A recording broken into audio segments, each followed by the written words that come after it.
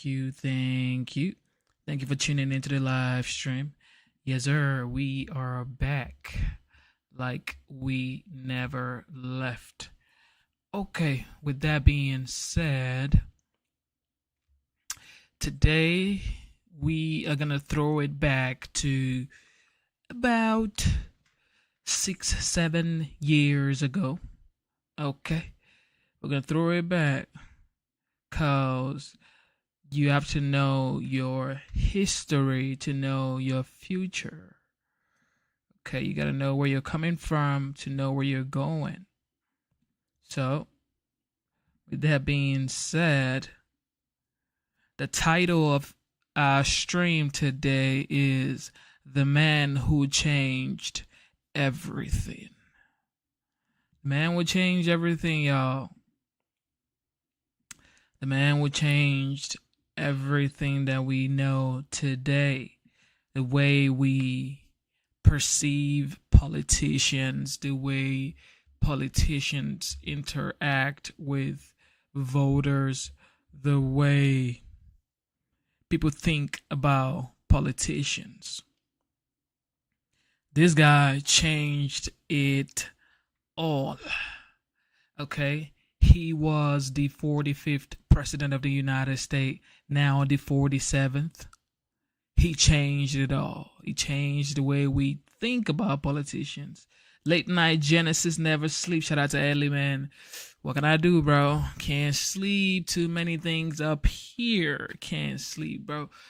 Okay, with that being said, the man who changed everything, his name is, well, I call him the legend, the Don, the OG. People say Teflon Don, but I would say he's the 45th president of the United States and now the 47th president-elect. We're throwing it back today to 6 years ago.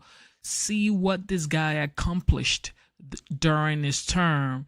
And like I said, you got to know where you're coming from to know where you're going. Let's take a look at his first term and see what he achieved. Some of the things he achieved, because that man did a lot, but let's see some of them. The White House is teaming up with an unlikely ally to fight for prison reform. We're talking about CNN political commentator Van Jones. There's Van right there, side by side with the president's son-in-law and senior advisor, Jared Kushner. What was this like? Why was he there? We are joined now by Van Jones. And Van, before we get into the serious discussion here, I would like to replay for you the greeting you received by President Trump. I also want to thank Van Jones, primarily because he constantly says such nice things about me. He did. Every once in a while, right? Every once in a while, he did. He actually has on occasion. Not too often, but I'll tell you what, though, it does feel good. So, Van, as you yourself have noted, you are left of Pluto. So look at Van Jones, bro. Van Jones looking like, dang God, this man talking about me. Like, look at Van Jones, bro. Van Jones smiling. You know why? Because this guy actually did something right. Look at, it's been a long time I've seen Van Jones smiling this hard. Shout out to QVO. Shout out to Mr. Booski. You know what time it is. God bless you for tuning in. Look, Van Jones smiling. It's been a long time I've seen Van Jones. I mean, Van Jones always smiles, but this smile right here is, thank God we're getting things done. Take a look at this right here. why is someone left of Pluto sitting next to Jared Kushner being praised by the president? Well, I tell you, it was a surreal moment, and it came as a result of real good consideration. As you know, and as the president pointed out, I'm tough on this White House. If you give me 100 issues on 99 issues, I've been beating them up hard because I'm for human rights, I'm for immigrant rights, I'm for trans rights, I'm for the environment. But I had to come to a decision. If on 99 issues I'm against you, but on one issue, someone like Jared Kushner, whose dad went to prison, wants to do something. And on that one issue, it would help women who are being brutalized in prison. It would get 4,000 federal prisoners home. It would give people the opportunity to come home earlier if they earn their way home earlier. If you could actually do something to help somebody, do you just do nothing because you don't like them on 99 other issues? And I said to myself, I can't sit here and let 2,000 federal prisoners continue to be abused if they're sincere and we can make something happen. It turns out Hakeem Jeffries has been working on a bill that would actually make things a lot better for people in prison right now, and Jared Kushner supports that bill. And so I went to the White House and said, listen, if you guys are serious and you want to make something happen, progressives like myself on this one issue, going to fight you on 99, but on this one issue, we're not going to let federal prisoners continue to be abused. If you want to get something done, let's get something done. Prison reform is one thing. Sentencing reform is a completely different thing, something you also care passionately about. Any sign that there's wiggle room there from this White House? Not yet. And I think that the civil rights community right now is actually a little bit divided. Some people are saying if we can't get everything, if we can't get sentencing reform, criminal justice reform, prison reform, we can't get everything, we'll just take nothing. Well, the problem is we've been saying that for 8 years. We said everything or nothing under Obama, and we wound up with nothing. And so I think continue to do the same. Yes. Did you hear what he said? He said we've been saying everything or nothing. Under Obama, we got nothing. I want y'all, look, like I always do, this isn't racial politics, okay? This is just facts. Listen to what he said. This guy that everybody's against, everybody's saying is a bad guy. Listen to what Van Jones is saying about him. We'll just take nothing. Well, the problem is we've been saying that for 8 years. We said everything or nothing under Obama, and we wound up with nothing. And so I think continue to do the same thing over and over again, expecting a different outcome, is the definition of insanity. Mm-hmm. If you look at what's happened at the state level, they usually start off with a minor set of reforms, Texas, minor set of reforms, and then over time, they closed 8 prisons in Texas, 8 prisons, because over time you begin to build up a bipartisan coalition and consensus to get more done. Some people say if you do a little bit now, you'll do nothing later. What I've seen is everybody wants to do everything at once, and we've gotten nothing done. So I support Hakeem Jeffries and Keith Ellison and Tulsi Gabbard and a bunch of good progressives in Congress who say, let's. Did he just say Tulsi Gabbard? Oh, man. He just said Tulsi Gabbard. Good people. That's what he said. He called her a good person. But now they're finna say she ain't good. Take yes for an answer on prison reform and then keep up the fight for sentencing reform. You know, it's interesting. People I've talked to within this movement say that they have a receptive ear in Jared Kushner for sure, and they believe the president as well. But they feel that Jeff Sessions, who's the attorney general and holds great weight in all of these discussions, is absolutely opposed to these reforms. Is that something that you saw when you were sitting in that White House? Look, I think there's a split in this administration. And, and that happens in administrations on key issues. You'll have, should we go to war or not, or should we do this or not? You'll have different camps and different factions. What I've been impressed by is, as much as I disagree on Jared on issue after issue, on this issue, he has been tough, he's been tenacious, and he's built up a coalition inside the administration. And and Hakeem Jeffries has built up a Democratic coalition outside the administration. You might actually get something done. And wouldn't it be amazing if the one area of bipartisan thaw and cooperation in the entire country was to help the least of these, to help people who have nothing, to have people who've been left out, who've been thrown away, people who are being brutalized right now, women who are being forced to give birth to babies while they're shackled, who don't even have the right to tampons. If you could actually do something for the least of these in this situation, I think that would be a very good sign. We can fight about every other issue from now till eternity, but if you could do something to help people come home earlier, job ready, I don't see how you say no. Very quickly, Van, any other quality time with the president you had in there? Did you get a chance for chit chat, enjoy some tea, anything? No, it was the most surreal experience sitting there, and here's this guy that I've been beating up on for, and will continue to for 3 years, and he's, right there, and he's looking at me and he's teasing me, and I'm like, I don't know what's happening here, but I tell you what, I was afraid in that speech he was going to, start saying stuff that I disagreed with. Actually, everything he said about compassion for prisoners, I think the most liberal Democrat would have agreed with. Good luck on booking him for the Van Jones show. We'll be watching for that. Van, thanks so much. Thanks for being with us. Thank you. There you have it, people. Van Jones praising this guy in 2017, 2018, saying this guy is the real deal. He worked on Prison Reform First Step Act. Now, everybody seems to say he's not the OG no more.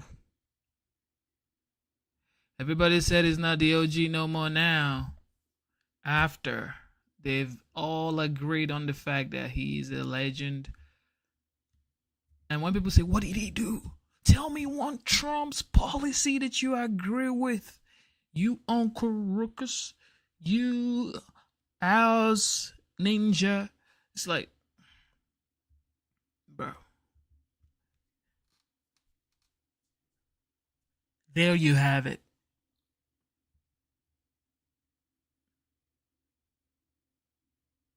There you have it.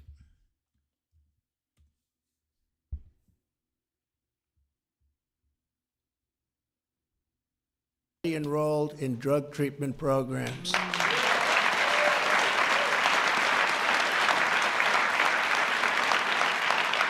And my administration intends to fully fund and implement this.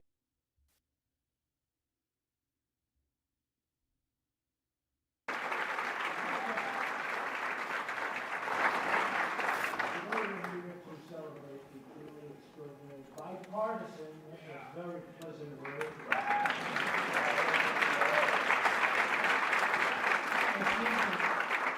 Of the First Step Act, right? This landmark legislation will give countless current and former prisoners a second chance at what they do. Okay. Thank you. Next. Find the right audio. Let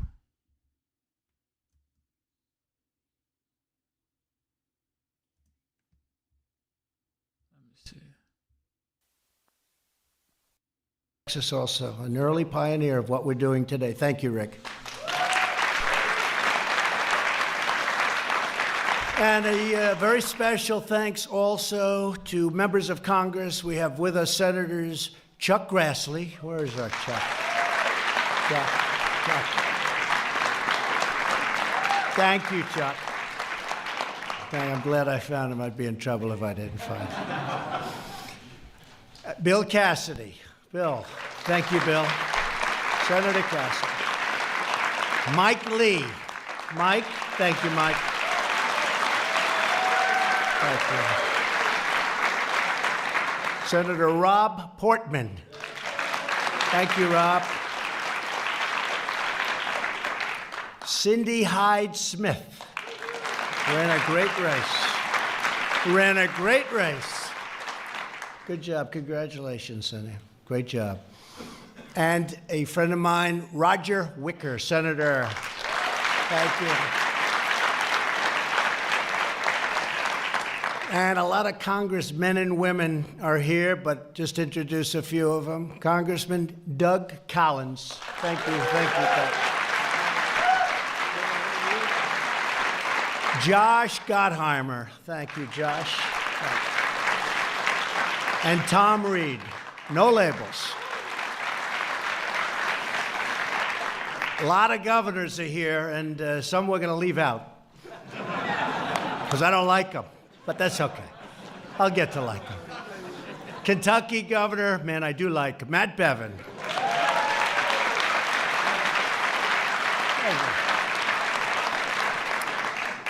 An incredible guy, a friend of mine and all of us for a long time. And he's going to be leaving the governorship one day soon, and we're not going to be happy about that at all. Phil Bryant, fantastic governor. He is a fantastic governor, and he built the African American Museum, and it's one of the best jobs I've seen in a long time. A lot of money, but under budget and ahead of schedule, right, Phil? And he was proud of that. You don't see that often in government. North Dakota Governor Doug Burgum. Doug? Thank you, Doug. And Mrs. Burgum, thank you very much. And Texas Attorney General Ken Paxton. Thanks, Ken. Washington, D.C. Attorney General Carl Racine. Carl, thank you. And his life became extremely complex. And he wouldn't trade it. I don't think he'd trade it because what he's doing is incredible. And he is doing great in the Middle East. I think you're going to have someday, before we're finished, I think you're going to have something very important signed. And I hope so. You're doing a great job. Thank you.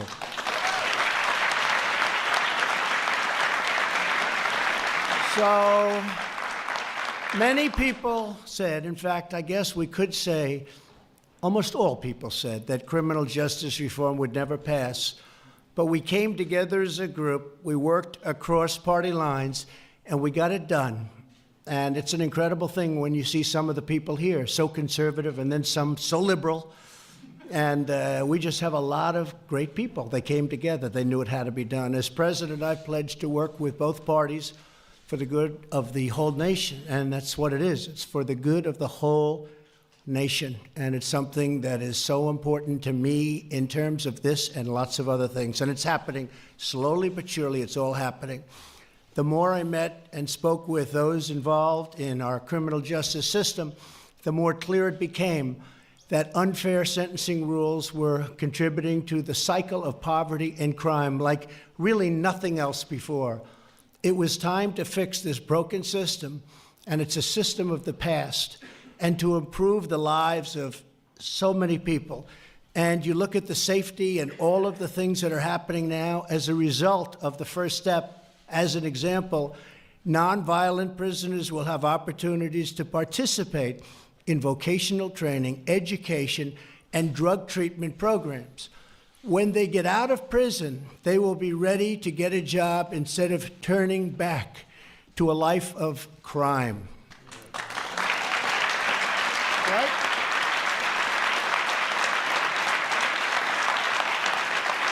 And I'm thrilled to report that since I signed the First Step Act, more than 16,000 inmates have already enrolled in drug treatment programs.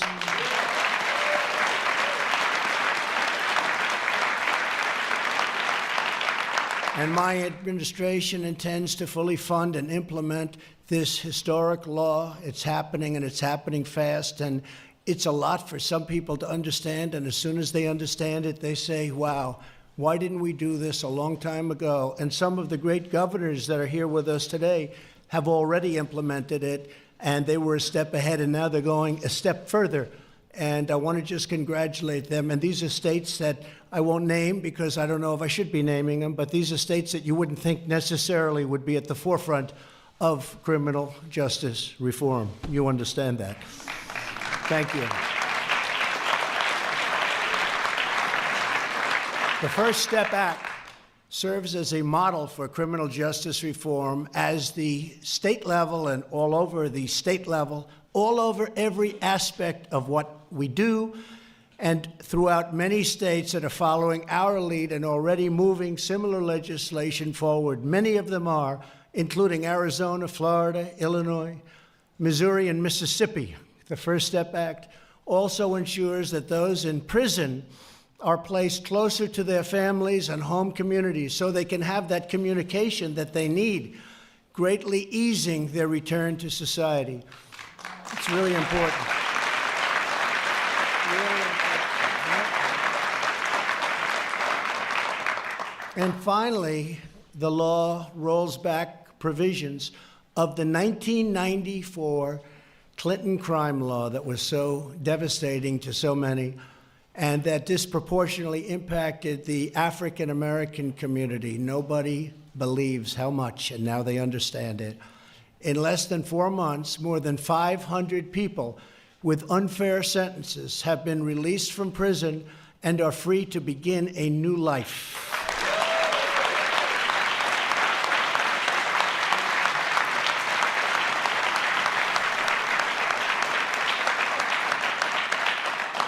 One of these newly freed Americans is Troy Powell, who is with us today. In 2004, Troy was sentenced to 20 years for doing a drug offense.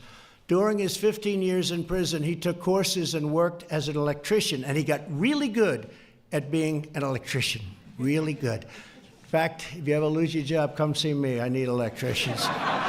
We could use them right here in the White House, Troy. You want to know that? In February, Troy was released under the First Step Act. 9 days later, he was hired at Boone Lumber Company in Lenoir, North Carolina. And now Troy is saving, and really saving, a lot of money because he's doing well. You know, our economy is helping a little bit, Troy, I'll tell you. But he's saving money to buy a home. This is a man that, you know, people say he didn't do anything for the African American community. I really call them the brown skin community because, you know, everybody's American. If you were born in America, you are American. You're not African American or whatever. But this guy, people say he didn't do anything. He didn't do anything for anybody. Tell me one thing he did in his 4 years. There you have it. The First Step Act, prison reform. Okay. And he's got one in mind, one particular home in mind. He'll get it. I have no doubt about it. So, Troy, congratulations. Thank you very much. Thank you very much. Thank you, man. You want to say a couple of words? Yeah, sure. He didn't know about me.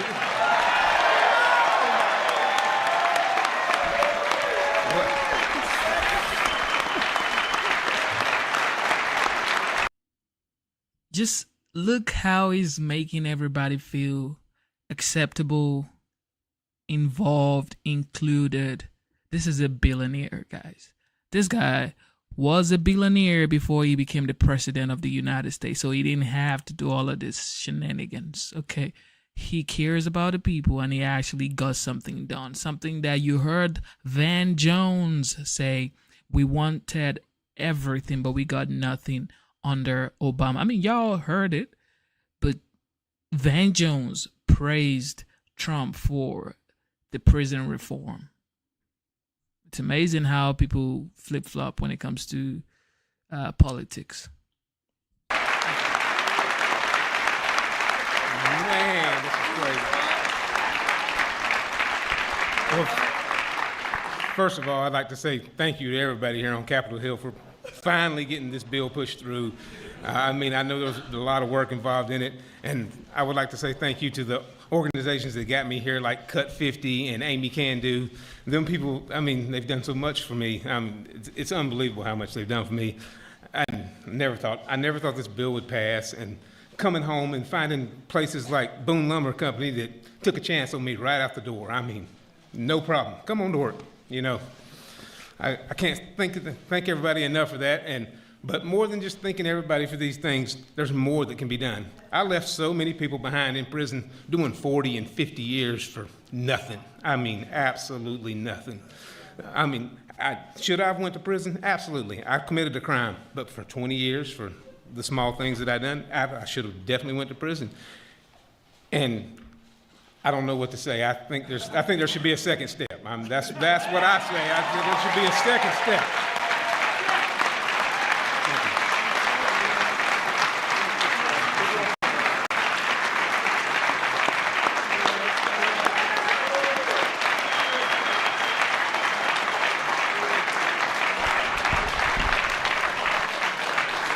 Now, could I have said it better than that? His statement about so many people, and that's true. So many people are there that really are serving 40 and 50-year sentences for things that you wouldn't even believe, that some people wouldn't even be going to prison for today. So I just think that was incredible. And don't worry, I'm going to ask a couple of, but you know, none of them know they're going to speak, and that makes it, that usually produces a much better speech. We're also proud to have with us on stage 5 more Americans who have been released under the First Step Act and transformed their lives. And that includes Gregory Allen. Where's Gregory? Gregory. Hi,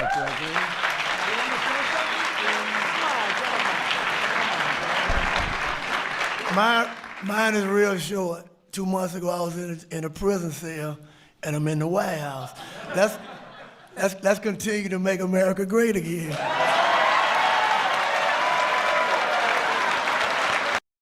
My man.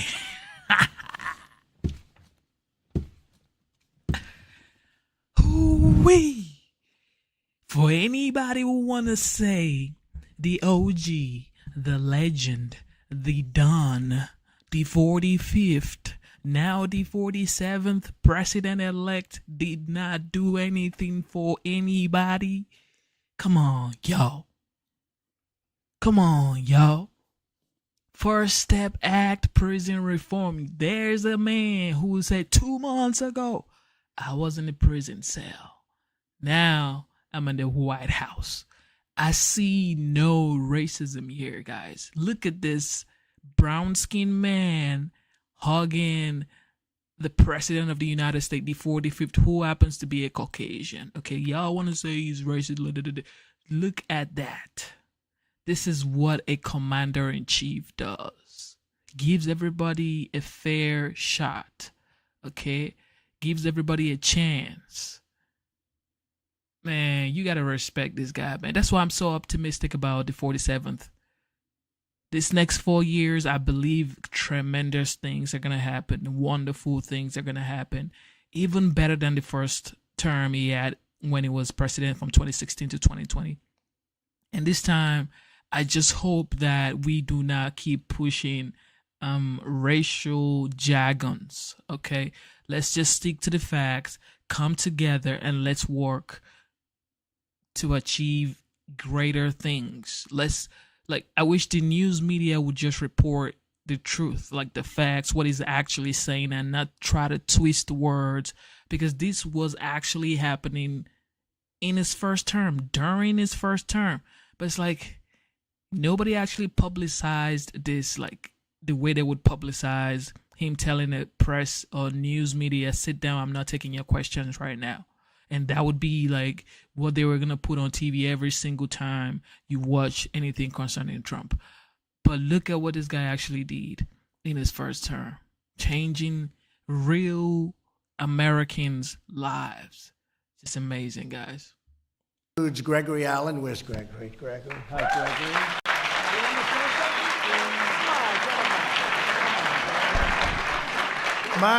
Mine is real short. 2 months ago, I was in a prison cell, and I'm in the White House.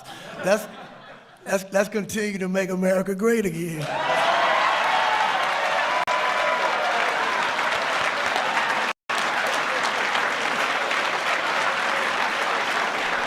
That's great.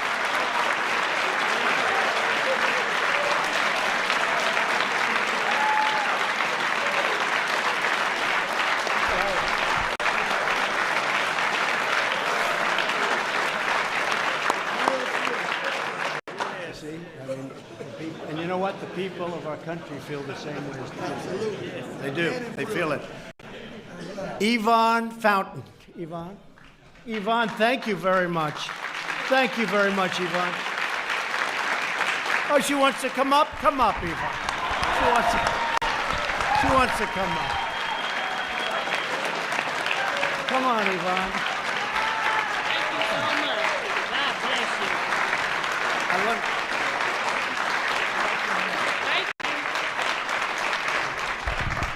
I just want to say, Look, I ain't gonna cap. Like, Trump is those type of people like that would sneak to the brown skin community to eat like hot dog and mac and cheese. I'm telling y'all, man, this guy right here, because he grew up in New York, okay? Of course, y'all say his father was an established businessman, but this guy was definitely sneaking to the ghetto.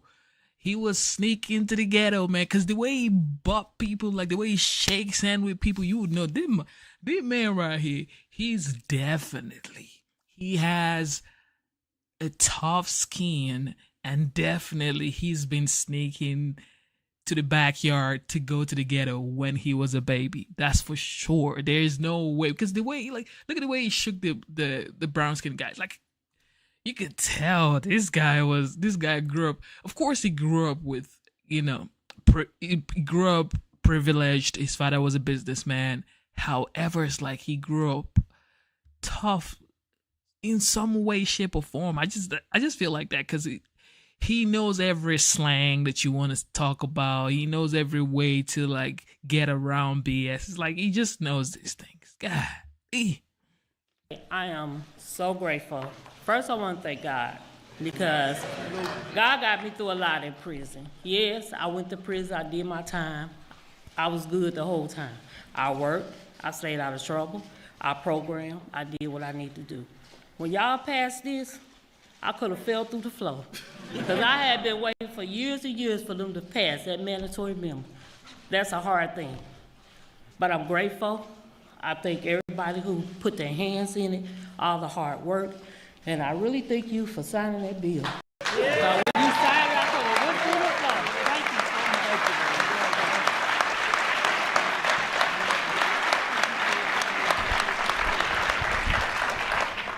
much. April Johnson. April, come up here. I just want to thank you for signing the bill. I got it on compassionate release for my daughter. Man, this is emotional, man. I mean, come on. This is definitely emotional. Like, this is why I like throwing it back once in a while so we can, kind of appreciate the 40-50, because I feel like, 2020 with the whole pandemic that happened in 2020, it sort of kind of like erased everything he got done. And it's like, this guy did a lot. Like, he did a lot. Like, people forget about the gas prices, the mortgage rate, the economy, the inflation, the border, the peace around the world, First Step Act, Opportunity Zone, right to try. People forget all these things. And guess what they talk about? The pandemic. He gave us the pandemic. That's what everybody talks about. It's like, bro, you forgot all the Gucci stuff that you got. You forgot all the Gucci stuff that you got, bro. But it is what life is. Like, you could be a good person all your life, but once you do one bad thing, nobody stops talking about it. And he didn't even cause the pandemic. That's something that happened worldwide. So this is just for you guys to appreciate the 45th, man. And now you have another chance to do it again. He is the 47th. Please act accordingly. Okay, show him some love.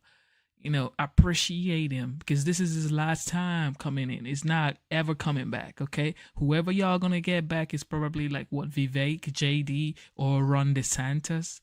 That's who you're gonna get for the next 4 to 16 years.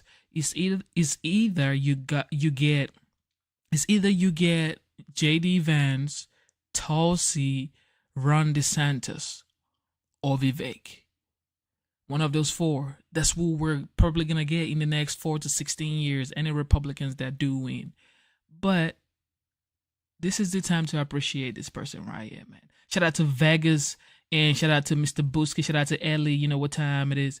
Vegas says, I am a felon, a falsely accused felon. Man, hugs to you. Hugs to you, Vegas. Man, you're a good person, man. I believe you. Look, if you say you were falsely accused, I 100% believe you, because you're a good person. I could sense the vibe, okay? But I'm glad you're out here living your life, working as hard as you can. You always talk about you on your trucks, and I'm proud of you, man. And everybody watching right now, thank you. Double tap your screen. Let's get it. And because of that, I'll be able to spend what time she has left with her.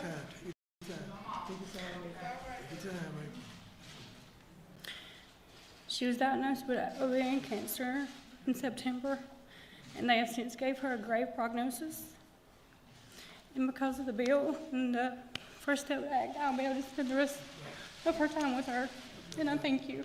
Thank you, sweetheart. You take care. Nah, man. I don't want to hear nothing. I do not want to hear nothing more from anybody who says anything bad about this dude right here. Because he's actually a real dog. Like, real G right here. This is a real G. Listen to this. These are real people. Like, real people. Everyday people. These are not billionaires, millionaires, probably not even hundreds of thousands in their bank account. They probably have like $20K or $5K or $1,000 in their bank account. Probably $200. but they're here in the White House giving their testimony, and it's treating them like he would treat billionaires, hugging and shaking and kissing them. Yet, all of this should have been like the campaign ads right here. These right here could have been the campaign ads for the 47th. But like, he's done way too much that you could show too many stuff and you would never stop showing his achievements. He's achieved so much, guys. That's why I was so proud to vote for him. I was so proud to vote for him, man. I was so happy. I was going to the voting booth with my daughter. I said, baby, let's go vote for Donald Trump, bro. I was so happy I was going to vote for him.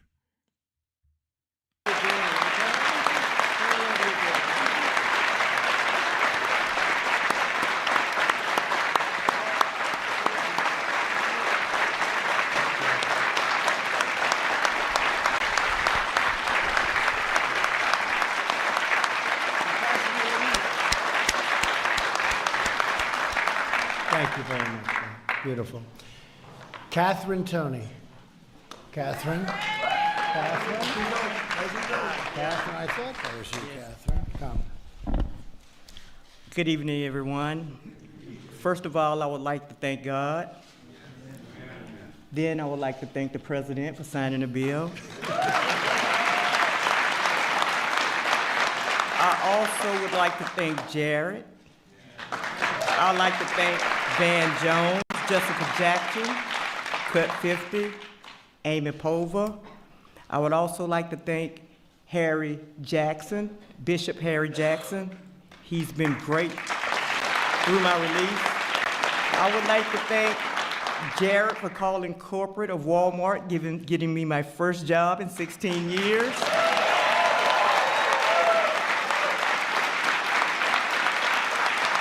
I would also like to thank Becky, which is here. Ms. Becky, could you please stand up, Becky Settler? She has worked with me since I've left the White House the first time, getting me this job at Walmart, which Jared reached out to them. And I just want to thank everybody, both parties. And what I have to say is, I feel as if the First Step Act needs to be fully implemented, and it needs to be fully funded in order to make this step work. It's so many people that we left behind that needs the same opportunity that we on this stage have. And if they had the full funding that this step need, it would be many of us on this stage. So I just want to thank everyone, and God bless you all.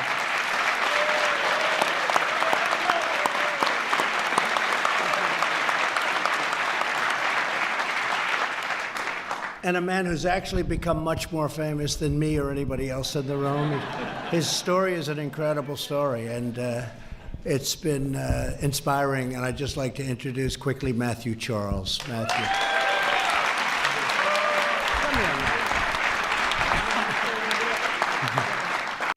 Thank you. I'm truly humbled. Nobody can be more famous than you. I'm truly humbled. I'm grateful. I'm thankful. Jared, the President, thank that you were insistent about getting this bill passed and signed. When it stalled in the Senate, and you informed Mitch McConnell you wanted to actually do this before that Senate and Congress went out. I always remember that. So I'm just humble, thankful. In all, I'm still pleasantly overwhelmed, and it's an experience that I never forget. Thank you.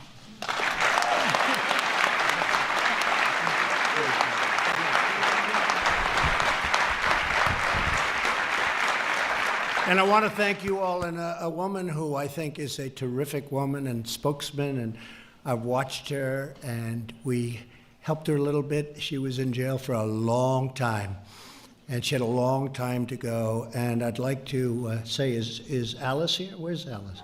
Where's come up here, Alice? Alice Johnson. Alice Johnson, come.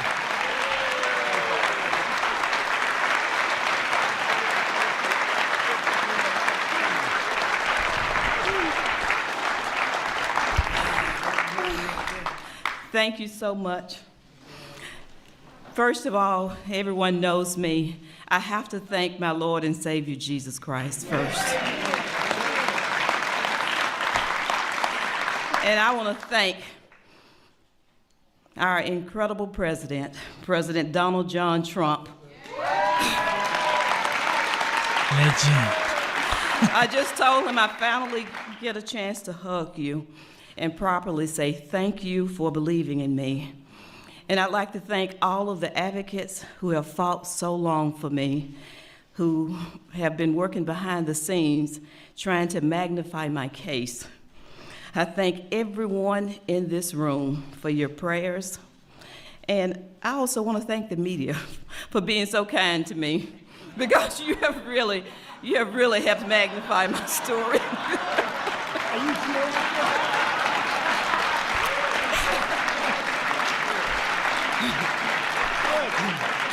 But thank you. I'm an example of a woman who has been given a second chance in life. There are so many others who deserve that same second chance. And so I'm grateful for platforms like this, for events like this today, that magnifies that need. Because somehow, when you see a face, when you see another human being like me, who has been separated from their family almost 22 years, that changes things, that changes heart. God bless you, and God bless America.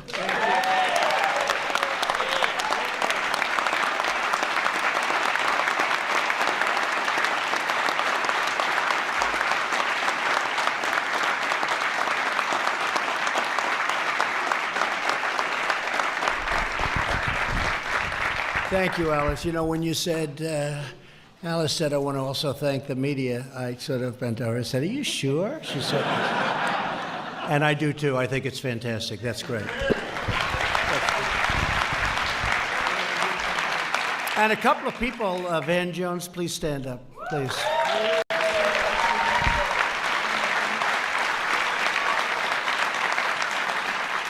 He goes after me on occasion. But you know what? He came together with this one. We all agree this is very, very strong. There's a great bonding, and we appreciate it. You worked very hard on it, along with Ivanka. Please stand up. Ivanka.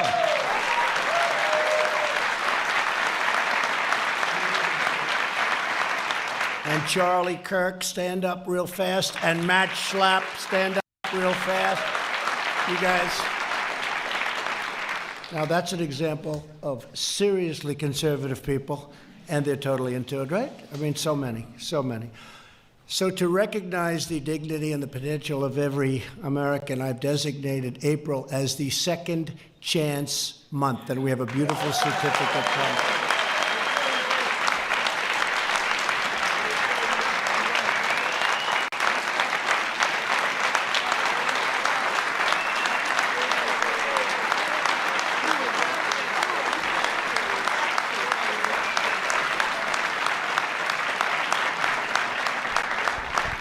As a result of our incredible economic turnaround, we had a big stock market day today, so that makes it even better, but a big day. There's never been a better time for those who need a second chance and they get a fresh start. It's so incredible to see people coming out of prison. They've done, historically, as you know, very, very poorly, oftentimes having to go back because they come out, they can't get a job. Nobody wants to hire them because they were in prison. And because the economy is so strong, they're getting an incredible start, as we say. And it's also maybe even more incredible to see what the people that are doing the hiring are saying. They are in love with what's happening. They're hiring people that are great, and they're letting everyone know it. Everyone know it.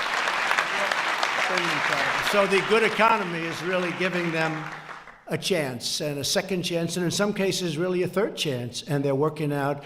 I can't say everybody, but the word is that it's been terrific. It's been just terrific. Employers all over the country are helping out, and Walmart has been a big factor. Ivanka, I know that was through you, and other of the major companies, but also smaller companies, and the results are incredible. They're just really good, and we're very, very happy about that. So congratulations to everybody in the room. Since my election, we've created more than 5.3 million jobs. Unemployment has reached the lowest rate in more than 50 years. Last year, a record 73% of new jobs went to people who were out of the labor force, totally out, and now they're coming off the sidelines and going back to work.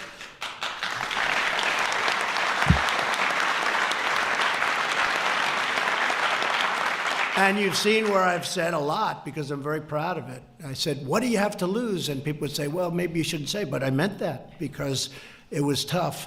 African American unemployment is the lowest level in the history of our country right now.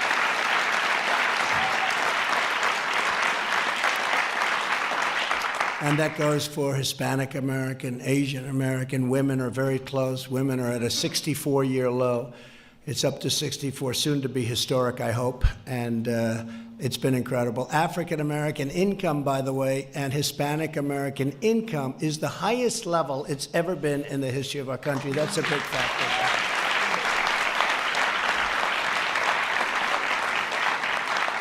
But to take advantage of everything, those with criminal records still face many barriers toward gainful employment. When Catherine Toney was released in February, she had difficulty finding work due to her past record. She applied to the local Walmart in Daphne, Alabama. As part of our pledge to America's workers, Walmart is looking to change its hiring practice. It has already started very strongly and is hiring a lot of great people, and some are getting a second chance and some are getting a little bit more than that. And I want to thank Walmart, and I really want to thank some of the big companies of our country.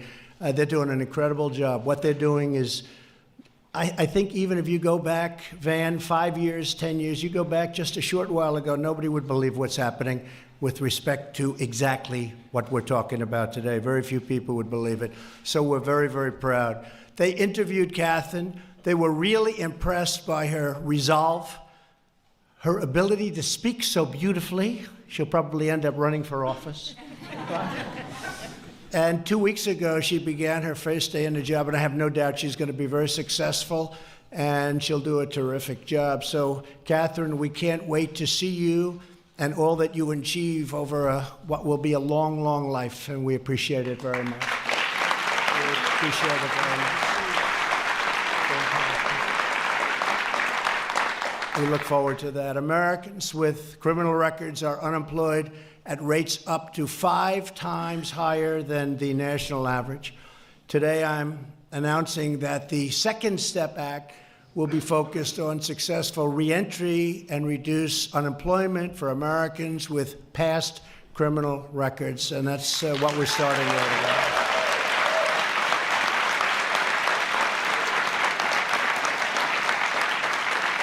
And I'm very proud to say that we're leading the way, but a lot of states are now following us. They're liking it, they're following us. And believe it or not, it's great for our people, it's great for the people that it so deeply affects, but you know, it's also great for the economy.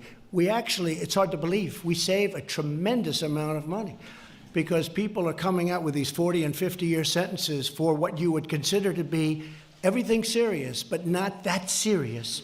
And they're getting out and they're working instead of being in prison. And we're saving hundreds and hundreds of millions of dollars and doing good at the same time. So that's sort of a rare occurrence.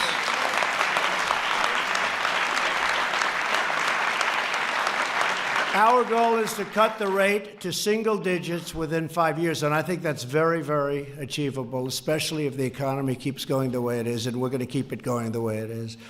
When we say hire American, we mean all Americans, including former inmates who have paid their debt to society, and they've paid it, in many cases, more than many of the people that we think of in our society. They have really paid their debt. Our bond with our fellow citizens is what stitches us together as one united nation, sharing one common destiny. We will achieve our goal by encouraging employers to adopt second chance hiring practices. That's a movement that's very, very in vogue, but when I say in vogue, it's something that's happening, and it's happening all over. And again, we're going to lead that way, but we are really being studied by a lot of great governors in a lot of states, and some are even with us. I don't want to let them get too far ahead of us because I would hate to have that down. We came in second. That's no good. But they really are. They're doing a fantastic job at the state level.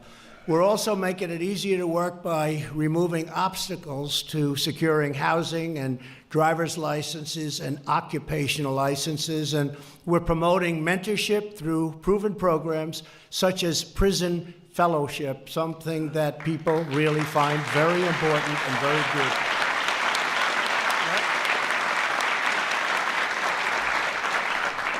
My administration is also supporting funding for reentry programs, including $88 million for Second Chance Act. You know that.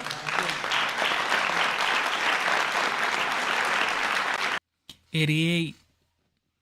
Did he say $88 billion or $1 million? And occupational licenses, and we're promoting mentorship through proven programs such as prison fellowship, something that people really find very important and very good.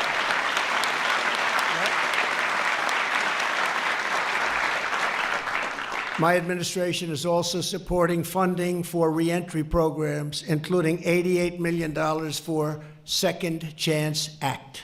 You know that. All right, so $88 million for Second Chance Act. That's wild.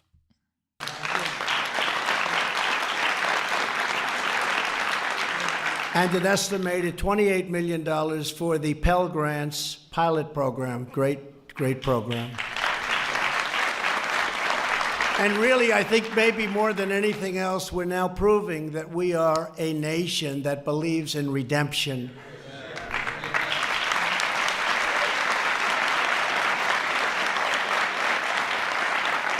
And to remind us what is possible, we're joined by a couple of people. First of all, is Pastor Scott here? Darrell Scott. Where's Pastor? Is he here someplace? He's worked so hard. I wanted to point him out. Darrell, thank you very much. Thank you, Darrell. Darrell Scott, thank you. Worked so hard. Every time I see him on television, I say, I don't want to go against that guy. He's a tough pastor, a good friend. And also a man who has served time in federal prison, but today he's with us, and he's now a professor of law at a place called Georgetown University, and one of his students happens to be my daughter, Tiffany. So Sean, hey, could I ask Sean to come up, please? Where is Sean? Are you here? Where is Sean? Sean, come up. Sean, come up. Is my daughter okay as a student? She is. She better be.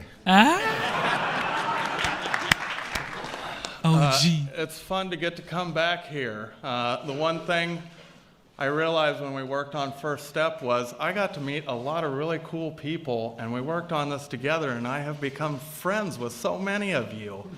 It's astonishing to me that so many people want to come work and help people that are in prison. Because when you're in prison, it feels very lonely, and there's not a lot of hope. And now there is more hope in the federal system than there ever has been at any point since I have been watching. And that's because of the work that everybody in this room has done. Thank you for helping people like me. Thank you for giving second chances. I think you are going to be rewarded in a way that you cannot even imagine when we get more people like my friend Matthew Charles, who, by the way, came over to our house last night for dinner. And you know what my daughter said? What? My 7-year-old daughter said, "Dad, how do I talk to Matthew? He's so famous."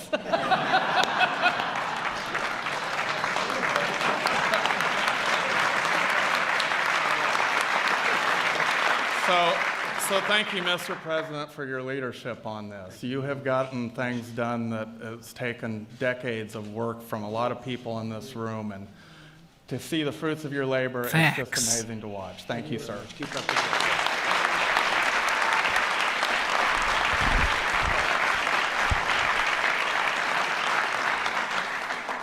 And the First Step Act proves that really, beyond almost anything we can think of, our country can achieve amazing breakthroughs when we put politics aside and put the interests of all Americans first. Thanks. It's true. So true, especially in these times.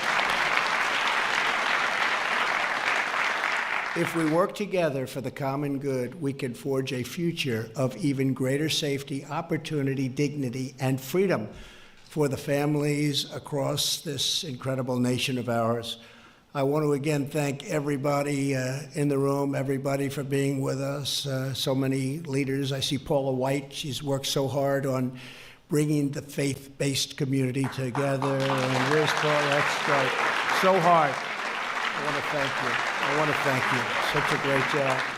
And most importantly, I want to congratulate all of the people that have been so incredibly successful. They've left a place called prison, and as you said brilliantly, they arrived at the White House. They go from prison to the White House, and you know what? You're going to have an incredible future. Everybody in this room, you know who we're talking about, and the people standing on this stage, you're going to have an incredible future, and it's my honor, and it's the honor of all of the folks in this room that have helped to have been part of a process, I think that's going to go down as a tremendous day in the history of our country. A lot of tremendous things are about to happen. Thank you very much.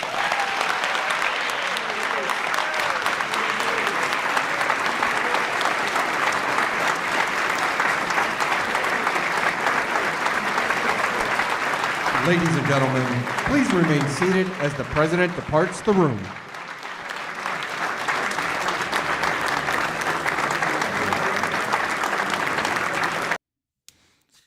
There you have it. First Step Act, prison reform. He shakes everybody's hands, changes real people's lives. Real people. Real people. This ain't media stunt. This is real life people, real Americans. Every single day Americans going through life made a mistake. They got convicted and they spent way more time than they should truly have. And he pardoned him, right? First Step Act. Well, maybe not a pardon, but First Step Act. Now they're out. So sometimes, man, we just got to respect what he actually achieved and just, give respect to who deserves it. Even if you don't like them, you don't have to like them as long as they do something that is worth respecting. Respect is earned. It's not free. Respect is something that you earn as an adult. As a baby, everybody loves you. Okay. Oh, you're so cute. Oh, goo gaga. They're so cute. Okay. Babies are so cute. Everywhere we go, everybody looks at my 5-year-old daughter like she's Cinderella golden. Your daughter is so cute. Yeah. I get it. Okay. She's young. Everybody loves babies. But once you become an adult, you have to earn respect. You have to be responsible for your actions and stuff like that. So you just got to give him his respect, man. He earned it. Look, he earned it. Just like Van Jones said in this video.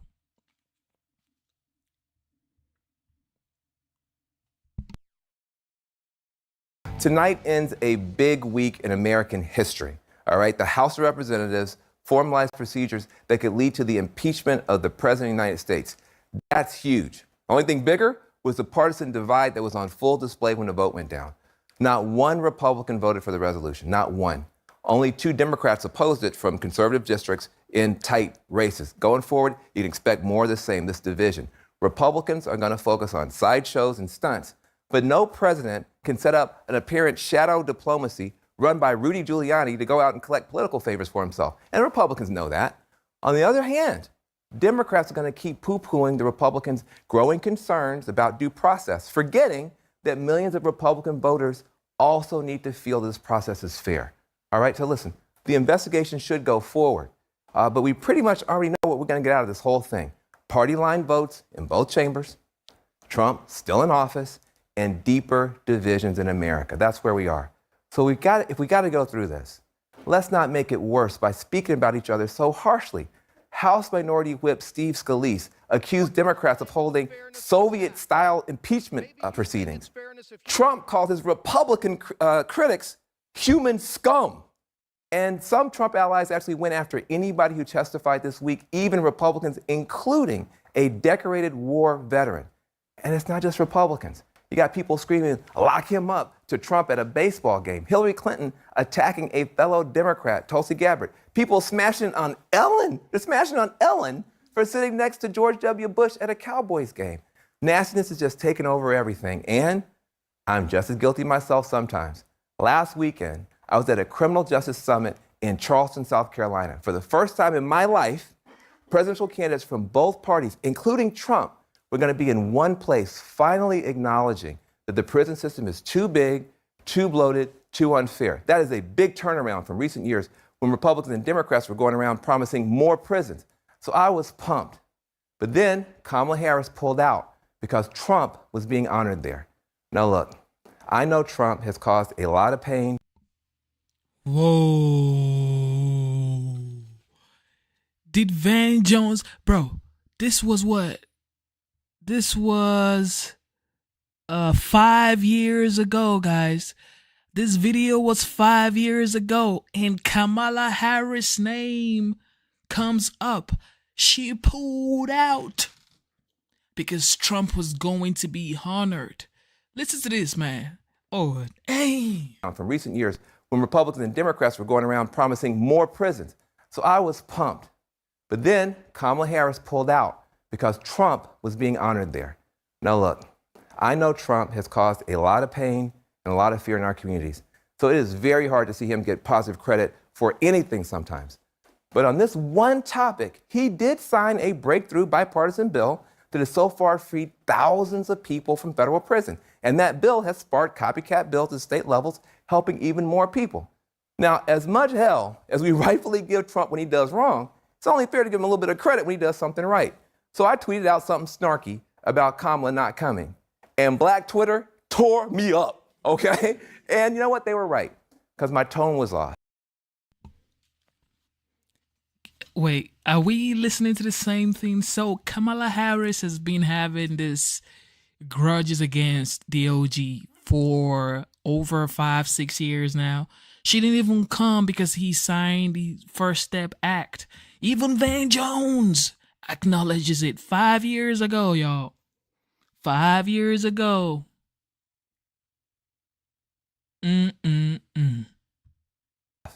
I should have tweeted, Kamala, please come. It's important. We need your voice. That's what was in my heart. It was not in my tweet. Now, luckily, Kamala came anyway. So did Cory Booker, Elizabeth Warren, Mayor Pete, a bunch of other folks, and Donald Trump. And they all did a great job. History was made. But rather than putting anybody down, I should have been lifting that fact up. See, in this toxic environment, all of us, myself included, have to work hard not to let the nastiness pull us down. So that's what I expect him to be doing in 2024 to 2028. That's what I expect him to be doing. That's what I expect him to be doing, man. Promote love, unity. That's what we need to be promoting this next 4 years. What he just did there, that's what we need him to be doing for the next 4 years. No cap.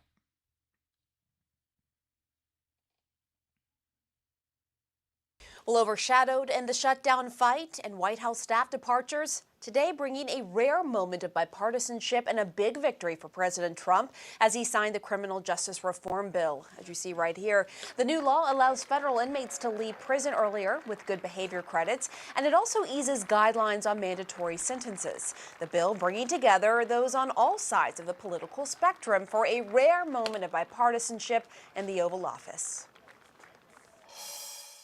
In the process of this has brought together friendships that I'll cherish for the rest of my life. I'm now texting buddies with Van Jones. And when you're trying to help people on the bottom, sir, I will work with or against any Democrat, with or against any Republican, because there is nothing more important than freedom. So thank you, sir. Thank you. With me now, Van Jones himself. You just saw him there in the Oval Office. Van, congratulations. I know how hard you worked on this. We just heard you talking there in the Oval Office. You have been a big supporter of this criminal justice reform law. Tell me why, and tell me a little bit about the journey getting to this point today. Yeah. Look, for 25 years, I've been working on criminal justice, juvenile justice, police reform, youth violence. I graduated from Yale Law School in 1993. And moved to California. I've been working on this issue for 25 years. And for most of that time, both political parties were afraid to admit what everybody knows, that we're spending way too much money, locking up way too many people, often for nonviolent stuff or for too long. And when they're there, they come home bitter and not better. And it's a huge waste of human genius and money. Nobody in politics has been wanting to say that. And yet, at the state level, some positive things began moving forward in red states like Georgia and Texas, also Massachusetts, California, and it began to, from the grassroots, people began to push back and for a better model. I wanted to do anything I could to get that to the federal level. When Obama was in office, I was working with Newt Gingrich to try to help him. We didn't get across the finish line. Donald Trump has a son-in-law named Jared Kushner. Jared Kushner's father went to prison, and Jared understands what people are going through, and he decided to fight. And a lot of people got mad at me because I said, you know, I'm willing to work with him on that issue. Fight him on everything else if we disagree, but where we do agree, let's work hard together. And they said it would never happen, you'll never get there, Trump's gonna sell you down the river, nobody's gonna cooperate, and it was the opposite. We got 87 votes to 12 in the Senate. You can't get 87 votes to change a post office name these days, and we got 87 votes. In the House, I think yesterday we got 358 votes to 36. The country is just fed up with the nonsense, but it took a little bit of courage to break that logjam, and now it's broken. This bill is going to help a lot of people, but it's a First Step Act. I think you're going to see a lot of bills at the state level now, city level now, and more in the federal government. This is the beginning of a change back towards sanity. And it really is a I mean, for CNN to be saying this amount of good things about the 45th, this right here was 5 years ago. Everybody was smiling, relaxed, joyful. Everybody was good. Like, man, can y'all remember? Like, can you remember when everything you thought about was just how much you had in your savings account and you were just smiling at night? Like, thank God, I finally paid off my credit card bills. I finally got $1,000 in my savings account. God, thank God. Can you remember that? Can you remember those days? Like, can you remember when you saw your credit card fully paid off? Yeah, I fully paid off my credit card under Trump. Fully. I had a couple of bucks in the savings account. I'm like, hell yeah, I'm doing great, bro. Because everything was so affordable. Gas, like I would fill up my gas tank with like $15 or like $18. I'm like with $20, I could probably drive to North Carolina. And I'm like 5 hours away. Like you could go on a trip, have a good time. Man, I cannot wait for them good days to come back. A rare example, sadly, a rare example of bipartisanship. You heard Mike Lee there say, look, I'm now texting buddies with Van Jones. I never thought that would be the case. But in your, yeah, exactly. You never know. But in your view, what does this bill get right and what is it missing? Listen, this bill, the New York Times says it's the biggest criminal justice breakthrough in a generation because 100% of people behind bars, if they stay out of trouble, can now come home a little bit earlier. 100% of the women behind bars can no longer be shackled when they're pregnant. No juveniles in the federal system can be put in solitary confinement. But half of the people behind bars can work hard, take classes, get job ready, and come home even earlier. So now you've got an incentive to work hard. Also, they've cleaned up some of the old bad sentencing laws and all that stuff. But we got way more to do. But we got started, and that's the most important thing. There's a lot of news today, but this is very important. The president signing this bipartisanship bill on. Van Jones have never spoken like this during the last 4 years concerning Biden. He's never said anything concerning Biden that he was this optimistic about. And he supports Biden. He supports Biden and still supported Kamala. And he never said anything great like this during this Biden administration. It's just whack and sad how like loyalty to your party is just, if your party ain't doing what it's supposed to do, I ain't loyal to no goddamn party. Yeah, I ain't even a Republican in the first place, so I ain't loyal to nobody. If you ain't doing what you're supposed to do, then you gonna have to go. Yeah, you gonna have to go. Yeah. you're going to have to leave. If you're not doing what you're supposed to do, baby, you're going to have to go.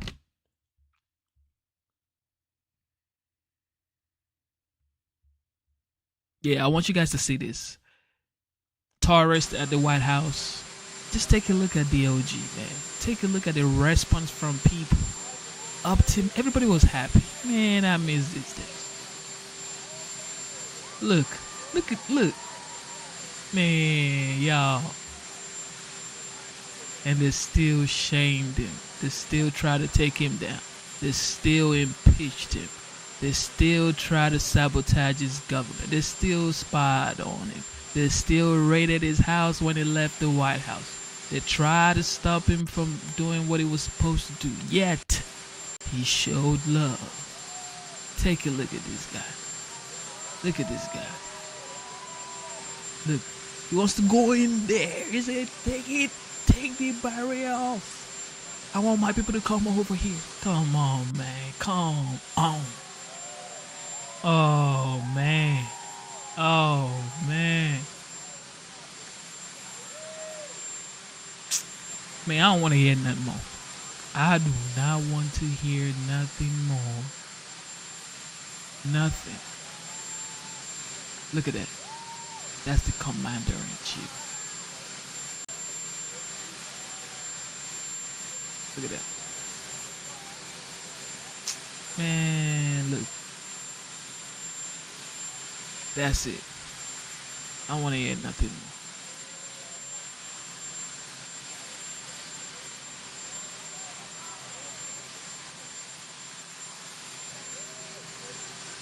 A commander-in-chief that people actually want to come and see.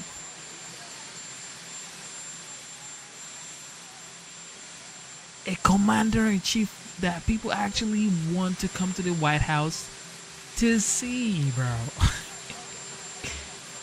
Oh, God. Oh, God.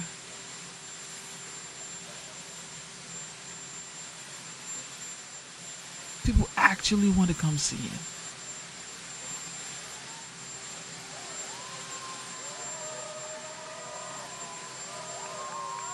Man, look, shaking hands. Oh, man.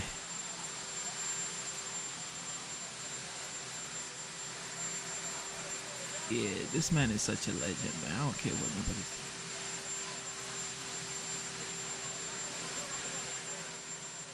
Everybody can say what they want to say. This guy is a legend. Oh.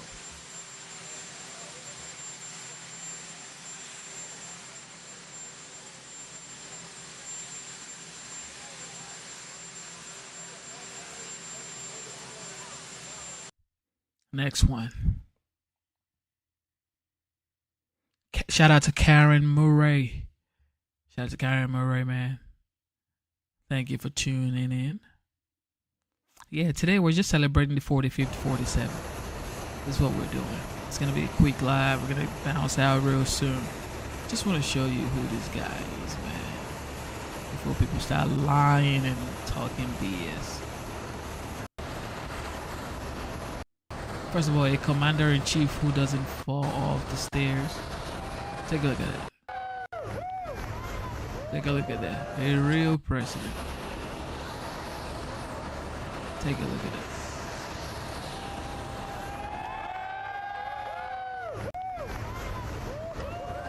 Like, the people actually like him.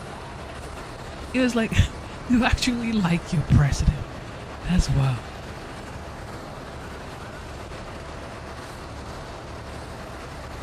Look at that. Look. Everybody, look at my president. People are just happy. Everybody was happy. Like, look at the president. A powerful man. A man with some balls. Okay? Now fix the camera.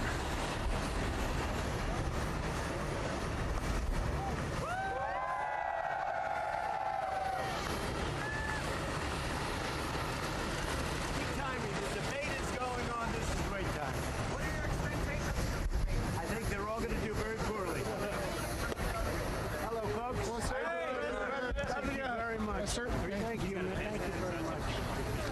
So we have a big debate going started, and I had my choice between you and them, and I chose you.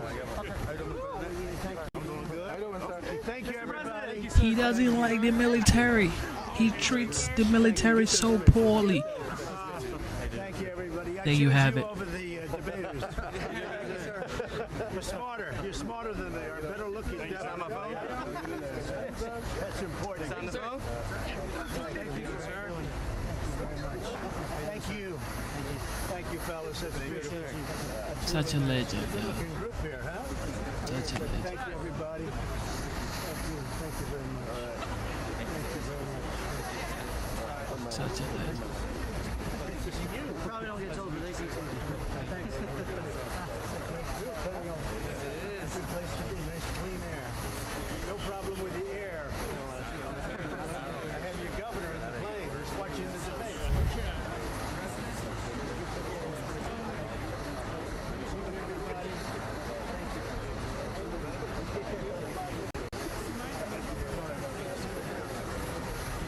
Everybody was glad he was the president. And it's just facts, okay? Just facts. What do we have here? We're seeing them now break up, and this is the area where they're standing with the flags, where they made history not that long ago, where we saw them walk out just a couple of hours ago, approach each other and shake hands the very first time a sitting U.S. president has met with the leader of North Korea. The two of them now having had their private meeting, the meetings with the groups, the working lunch, and now we see them as they're exiting this resort area. This is actually a small island off of Singapore. Singapore made up of multiple dozens of islands, I think in the 60s. But now they leave this area that we're told is a very tropical, humid environment there, as they have been sitting across from each other, and having very serious discussions. The president a couple of times having comments, bits of humor with the press, with his counterpart there. They have been smiling. They have talked about extensively that they would work their way past challenges they both admit are there. Such a legend. And Kim Jong-un saying, listen, it's not going to be easy, but I'll vow to you that I will listen. He said that. A man that actually has conversation with other world leaders. You didn't have to think about somebody blowing up another city. Like, nobody even... Oh, man. Oh, man. Isn't this what we should want? Isn't this what you should want from a commander-in-chief?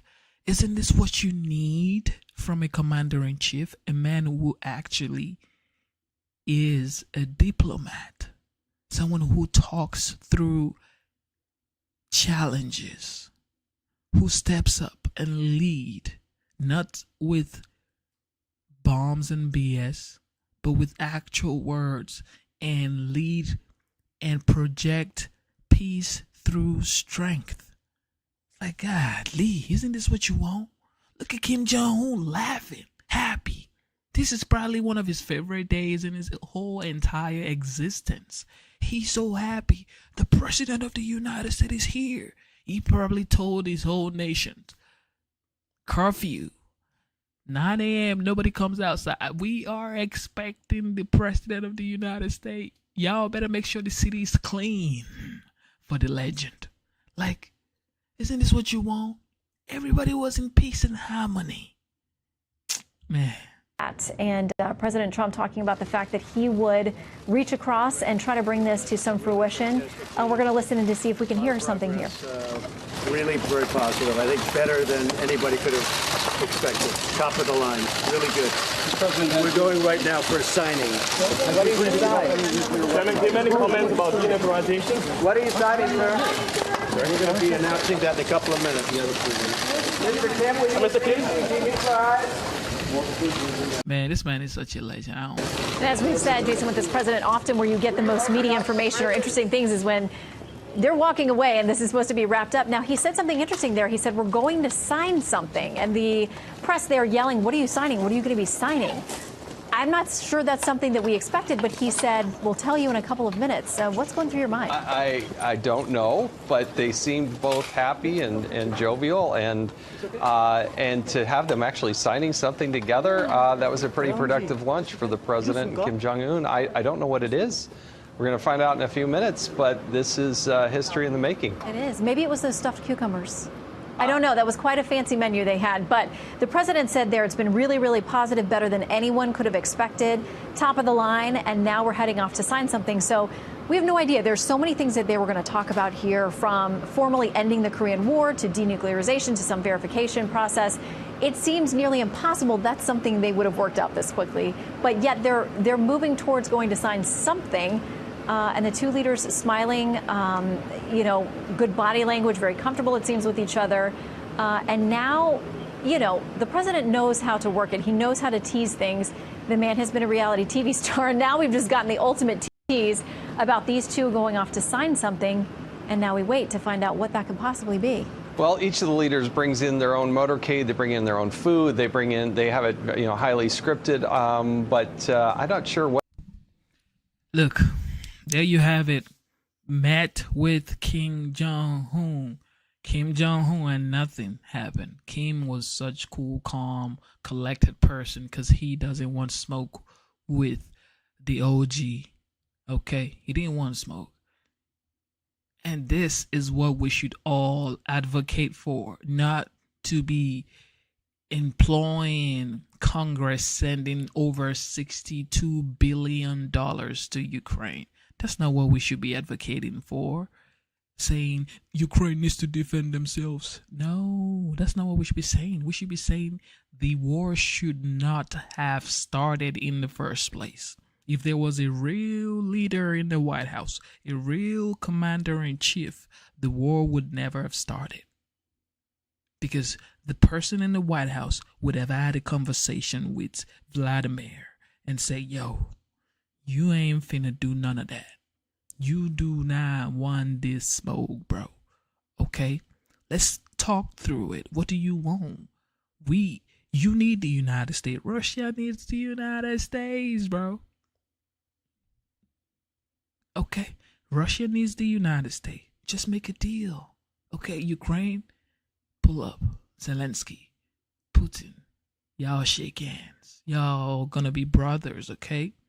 We're not gonna be fighting. We need the world's economy to be booming. And if the world is fighting against each other, the world's economy cannot boom. You feel me? So I really respect him for what he's done, man. I gotta say it, man. I really respect this guy. And again, concerning the border, here is a video of him actually talking about the border and declaring national emergency over the border. Because he was trying to build a wall. And guess what the Democrats were saying back then? Well, you building a wall? Now they want to build a wall.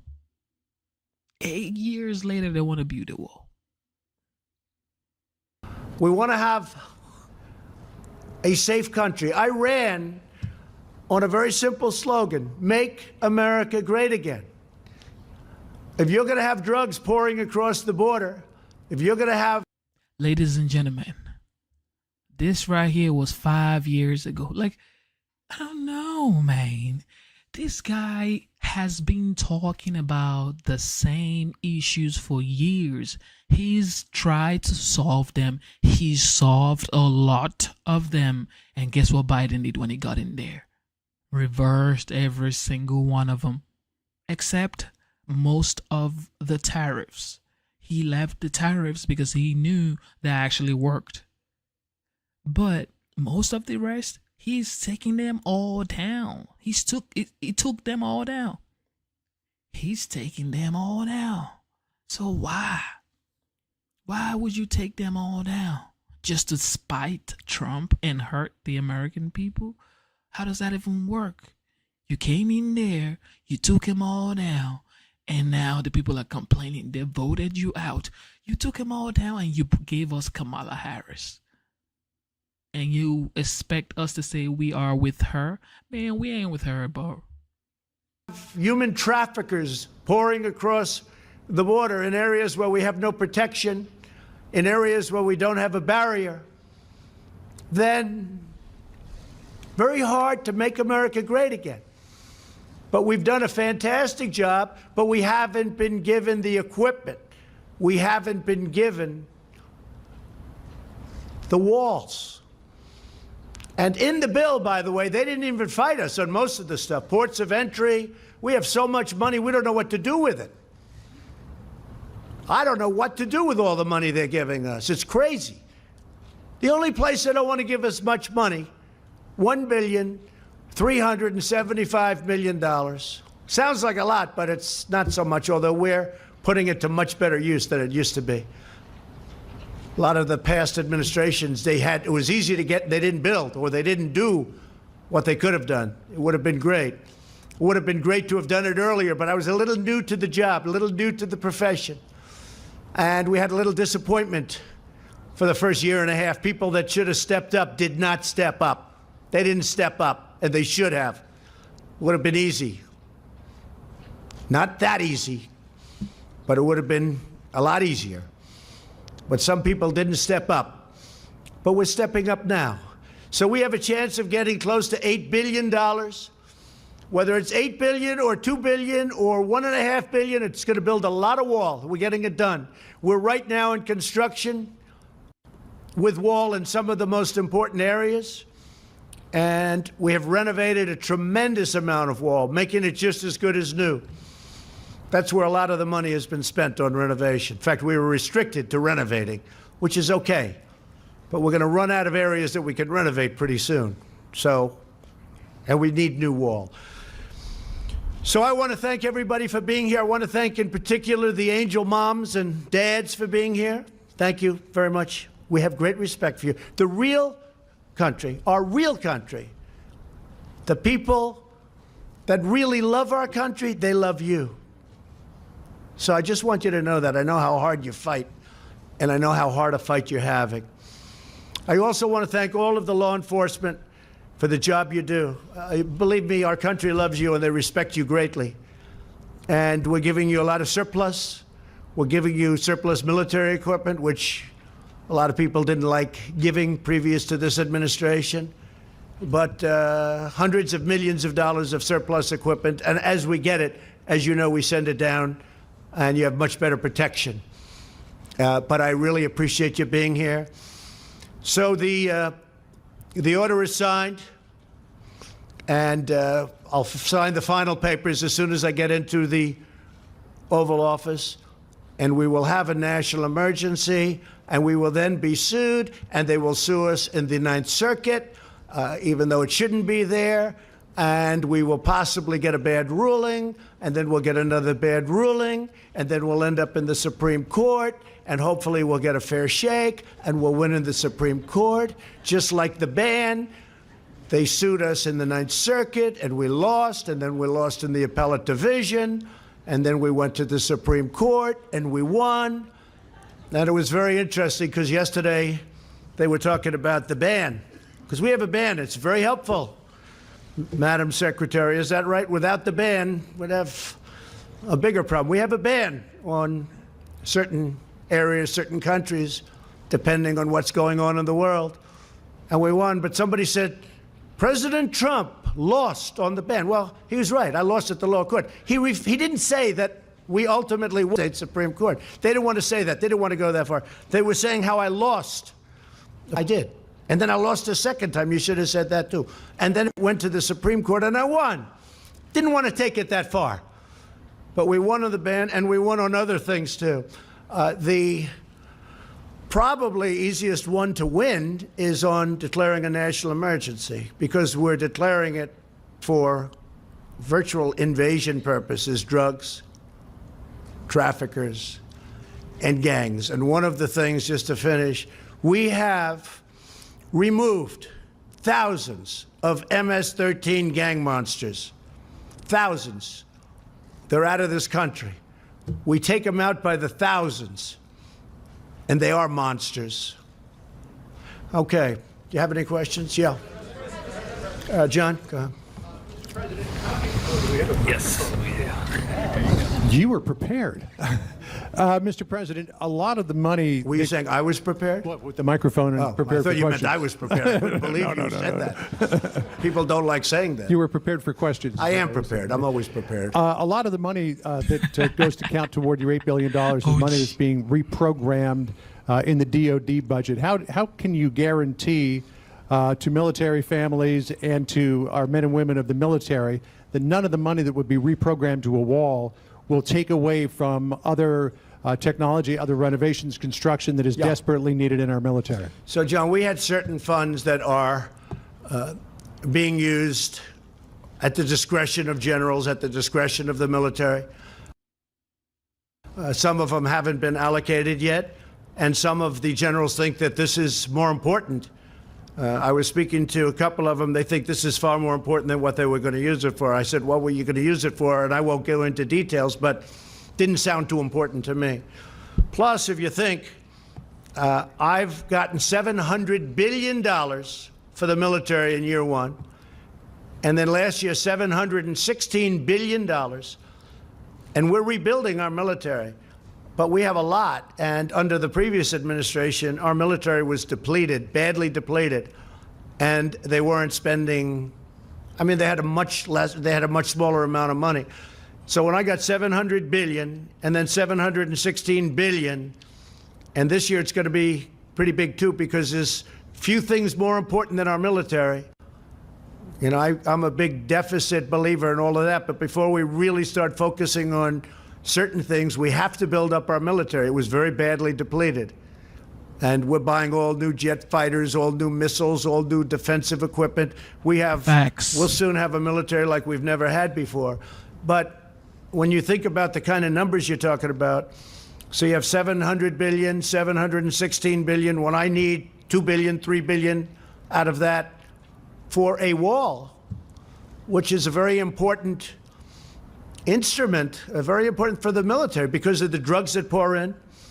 And as you know, we have specific rules and regulations where they have drugs and what you can do in order to stop drugs, and that's part of it too. We're taking a lot of money from that realm also. But when you have that kind of money going into the military, this is a very, very small amount that we're asking for. Now, go ahead. Go ahead. ABC, not NBC. I like ABC a little bit more, not much. Come on, ABC. Not much. Pretty close. Mr. President, what do you say to those, including some of your Republican allies, who say that you are violating the Constitution with this move and setting a bad precedent that will be abused by possibly Democratic presidents in the future? Marco Rubio well, has not made too this many point. people, not too many people have said that. But the courts will determine that. Look, I expect to be sued. I shouldn't be sued. Very rarely do you get sued when you do national emergency. And then other people say, oh, if you use it for this, now what are we using it for? We've got to get rid of drugs and gangs and people. It's an invasion. We have an invasion of drugs and criminals coming into our country that we stop, but it's very hard to stop. With a wall, it would be very easy. So I think that we will be very successful in court. I think it's clear. And the people that say we create precedent, well, what do you have, 56 or a lot of times? Well, that's creating precedent. And many of those are far less important than having a border. You don't have a border, you don't have a country. You know, we fight, before I got here, we fight all over the world to create borders for countries. But we don't create a border for our own country. So I think what will happen is, sadly, we'll be sued, and sadly, it'll go through a process, and happily, we'll win, I think. Go ahead. Let's go. Let's hear it, NBC. Thank you, Mr. President. I just want to say, when in the past, when President Obama tried to use executive action as it related to immigration, you said the whole concept of executive order, it's not the way the country's supposed to be run. You said you're supposed to go through Congress and make a deal. Will you concede that you were unable to make the deal that you had promised in the past, and that the deal you're ending up with now from Congress is less than what you could have had before a 35-day shutdown? I went through Congress. I made a deal. I got almost $1.4 billion when I wasn't supposed to get $1. Not $1. He's not going to get $1. Well, I got $1.4 billion, but I'm not happy with it. I also got billions and billions of dollars for other things. Port of entries, lots of different things. The purchase of drug equipment, more than we were even requesting. In fact, the primary fight was on the wall. Everything else we have so much, as I said, I don't know what to do with it. We have so much money. But on the wall, they skimped. So I was successful in that sense, but I want to do it faster. I could do the wall over a longer period of time. I didn't need to do this, but I'd rather do it much faster. And I don't have to do it for the election. I've already done a lot of wall for the election, 2020. And the only reason we're up here talking about this is because of the election. Because they want to try and win an election, which it looks like they're not going to be able to do. And this is one of the ways they think they can possibly win, is by obstruction and a lot of other nonsense. And I think that I just want to get it done faster. That's all. Okay. Yes, ma'am. Go ahead. Thank you, Mr. President. Roberta Rampton from Reuters. I wanted to ask about China. Do you feel that enough progress has been made in the talks to head off the increase in tariffs scheduled for March 1? Well, you know, you're talking to the wrong person, because I happen to like tariffs, okay? I mean, we're taking in billions and billions of dollars in tariffs from China. And our steel industry now, as an example, we tax dumped steel. Much of it comes from China at 25%. Our steel industry is so vibrant now again. They're building plants all over the United States. It's a beautiful thing. And from a defensive standpoint, and from any standpoint, you need steel. You know, you can do without certain industries. Our country cannot do without steel. So I love tariffs, but I also love them to negotiate. And right now, China is paying us billions of dollars a year in tariffs. And I haven't even started. Now, here's the thing. If we make a deal, they won't have to pay. You know, it'll be a whole different story. They won't be paying that, but we'll have a fair deal. There won't be intellectual property theft. There won't be so many other things that have gone on, and no other president has done this. No other president. We didn't have a deal with China.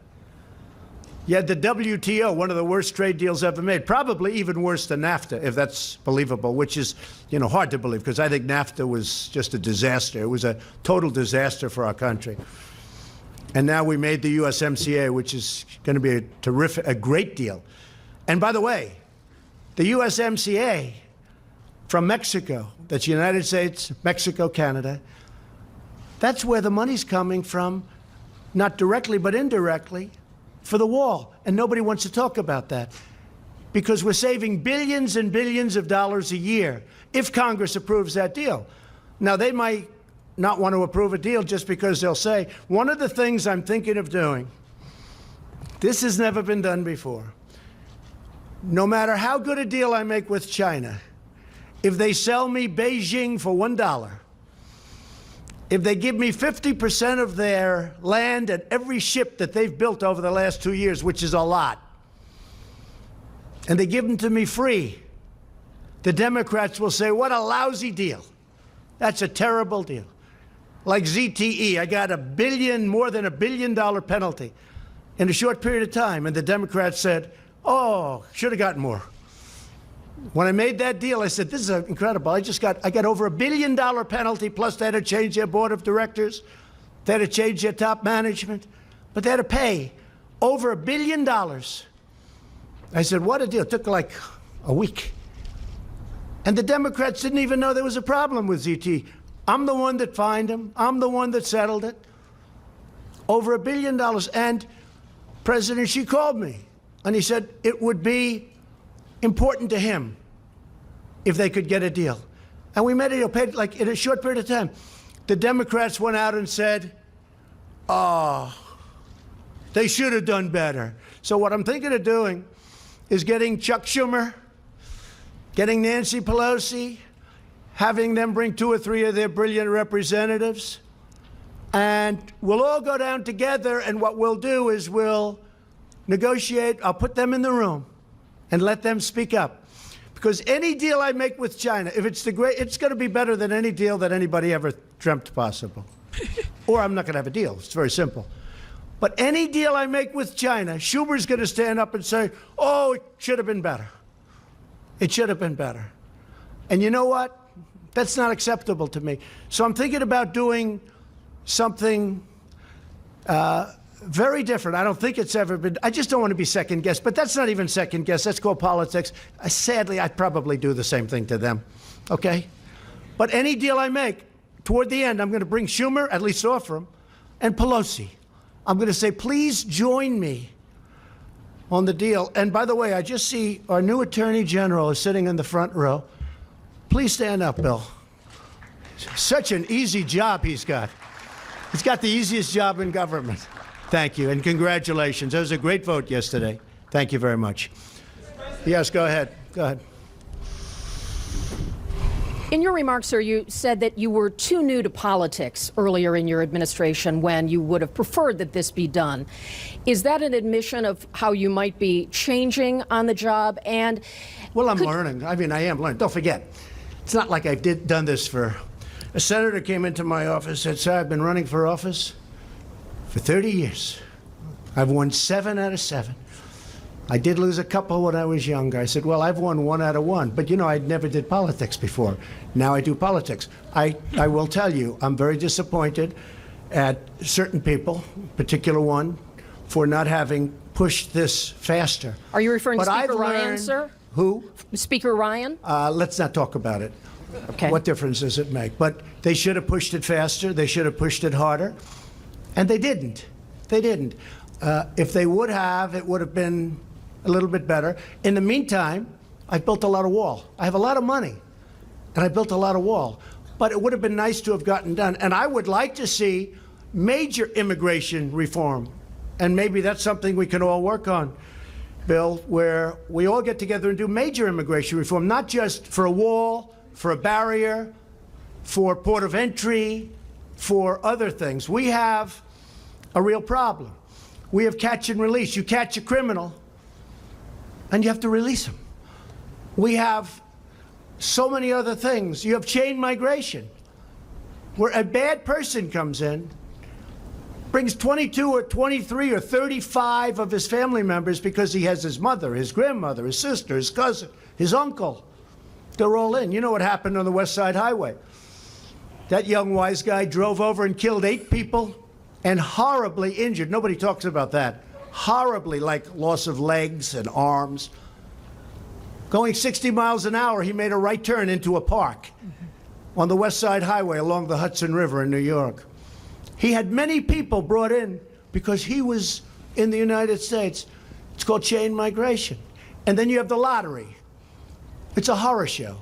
Because when countries put people into the lottery, they're not putting you in.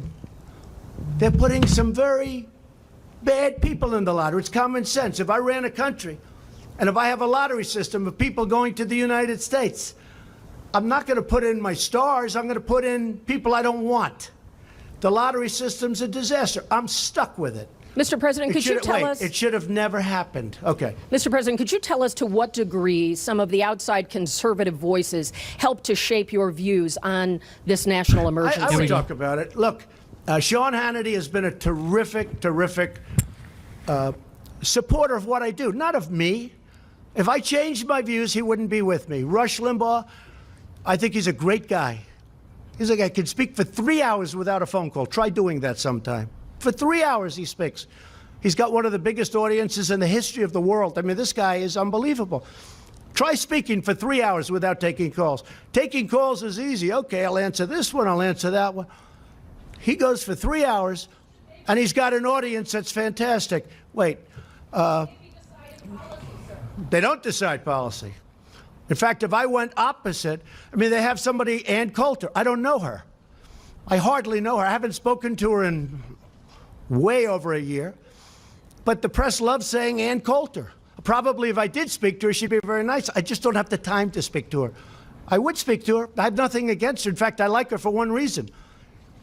When they asked her, like right at the beginning, who's going to win the election?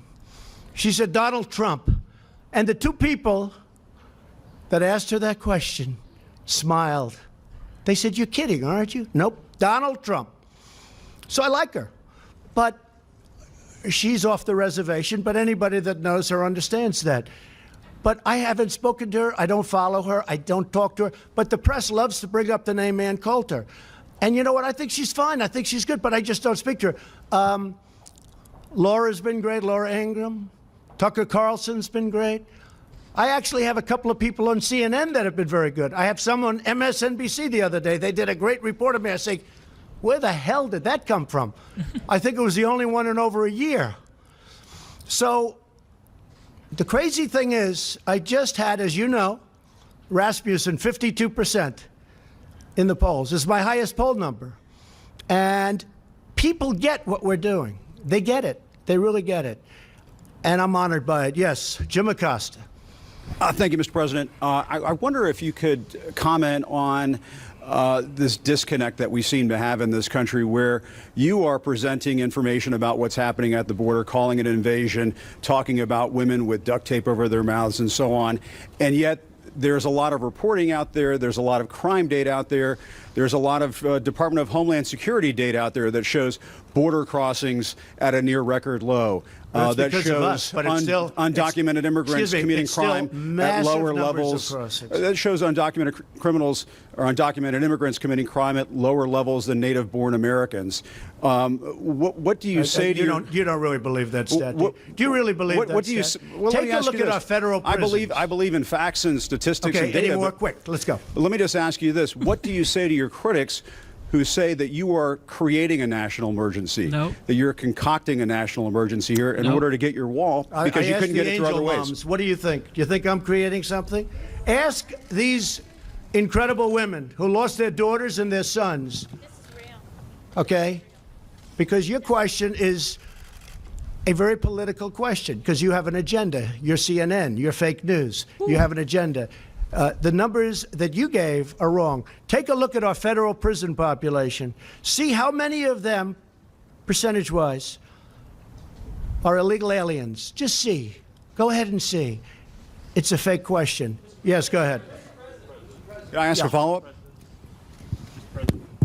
Thank you, Mr. President. Just to follow up on that, unifying crime reporting statistics, numbers from your own Border Patrol, numbers from this government show that the amount of think about this guy talking about the border for over 7 years now. And now we're here. Maybe Laken Riley would still be here. Maybe she would still be here right now if they had done something sooner.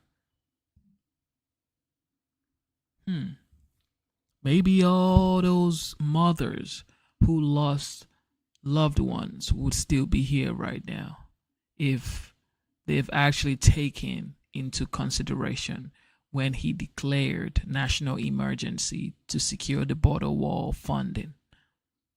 Maybe like how does he say things 4, 5, 6, 7 years ago, and 7 years into what he said,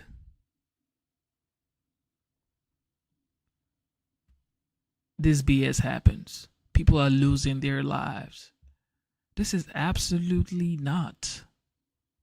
This is not, guys. This man is a legend. I don't see other way to categorize this guy. He is just a legend, period. Like OG status. He deserves it. Illegal immigrants are down. There is not violence on the border, and that there's most not violence on the there's border? not as much violence really? as. Let me, You had wait a minute. 26 people Let me finish the killed. question, please. Let me finish the question. 2 weeks please. ago, 26 people. This guy just said there is no violence at the border. Oh man. Oh man. Oh man. Can you imagine this guy? No violence at the border, Mr. President. You are overreacting. And the border wasn't even like this, guys. The border was actually much more secure than what it is today at the time when he was having this press conference. But he saw how devastating things could go. He saw the future. He knew if we don't do something right now, maybe, just maybe, we might not have this much of a secured border in future. Let's make sure it's fully secured now before I leave, guys. And now, Laken Riley's gone. Yosei Ibarra was the person that took Laken Riley's life. And he was an illegal immigrant that came in through the border during Biden administration. And it's not just Yosei Ibarra. It wasn't just Laken Riley. So many people. So many people, guys. This was 5 years ago, Vegas. This was 5 years ago. This was probably 2019. 2019, guys. Because, of course, 2020, everybody was gone, wearing masks and stuff. But this was 2019 when common sense was in vogue. Okay? People were killed in a gunfight on the border. I understand what you're saying. saying. A mile away from where I went. I was there. I understand. That's not the question. The question is... Do we forget about that? No, I'm not forgetting about it. I'm asking you to clarify where you get your numbers, because most of the DEA crimes reporting statistics that we see show that drugs are coming across at the ports of entry, that illegal immigration is down, and the violence is down. Okay. So what do you base your facts on? Come on, let's go. And secondly... No, you get one. You get one. Well, the second question is... Wait, sit down. Sit down. Could you please answer? Sit down. You get one question. I get my numbers from a lot of sources, like Homeland Security, primarily. And the numbers that I have from Homeland Security are a disaster. And you know what else is a disaster? The numbers that come out of Homeland Security, Kirsten, for the cost that we spend and the money that we lose because of illegal immigration. Billions and billions of dollars a month. Billions and billions of dollars. And it's unnecessary. So your own government stats are wrong, are you saying? No, I use many stats. Could you share those stats with us? Let me tell you, you have... Who are you? Man, would you sit your head down? Who are you? Why would you be telling me to share my stats with you? I am the commander-in-chief, and I say secure the goddamn border. What are you saying? Share the stats with you. What are you? Who are, bro? Matter of fact, you're going to have to leave. Somebody take this guy out of here. It's like, what are you saying? Share the stats with us. A commander-in-chief is here saying he wants to secure the people inside. And you are so worried about the people outside. And you are saying share the stats with me. What are you? Director of National Intelligence? Tulsi Gabbard? You're Tulsi Gabbard now? Because I don't know. I have stats that are far worse than the ones that I use. But I use many stats, but I also use Homeland Security. All right, next question. And do you, wait a minute, just a quick follow-up, Mr. Go, please. Thank you, Mr. President. I just want to bring you back to China for a second. The White House put out a statement today talking about the March 1st deadline. The other day, though, you gave the possibility that... And guess what? Those questions were the same rhetoric that CNN would cut off and say, look at how he's talking to the media. He wants to stop freedom of speech. Look at him right here. Look at what he's doing. Boom, boom.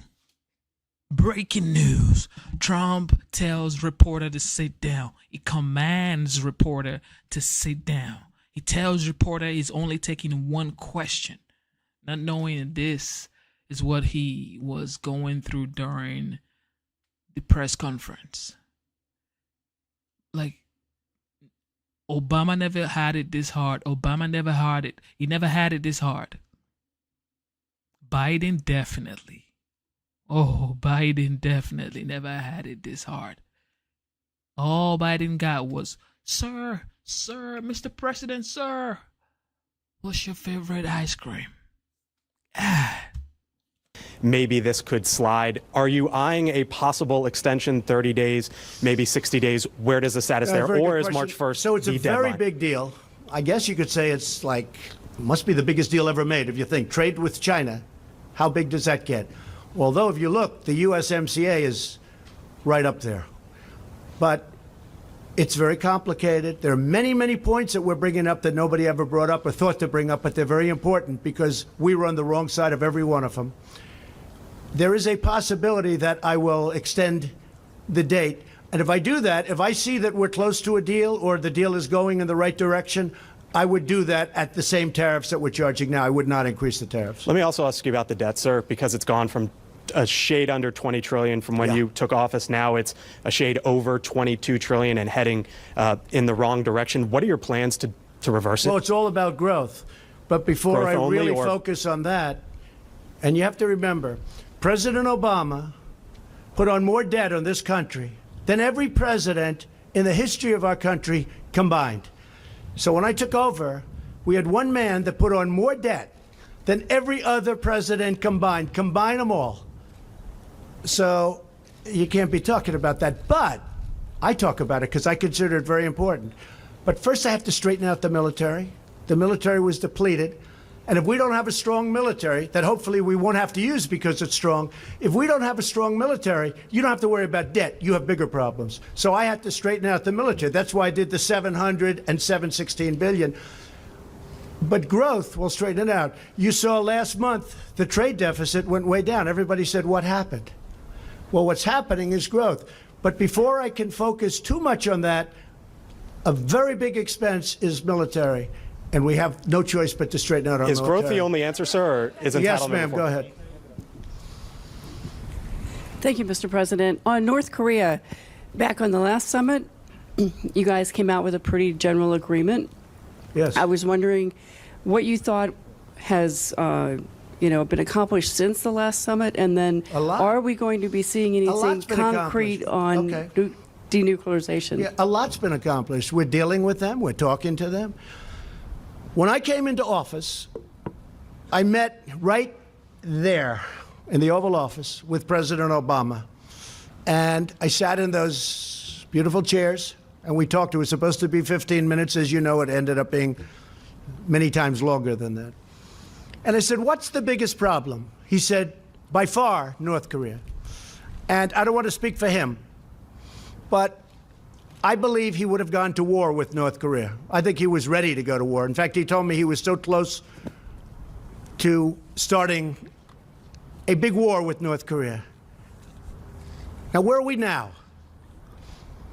No missiles, no rockets, no nuclear testing. We've learned a lot. But much more importantly than all of it, much more important than that, is we have a great relationship. I have a very good relationship with Kim Jong-un.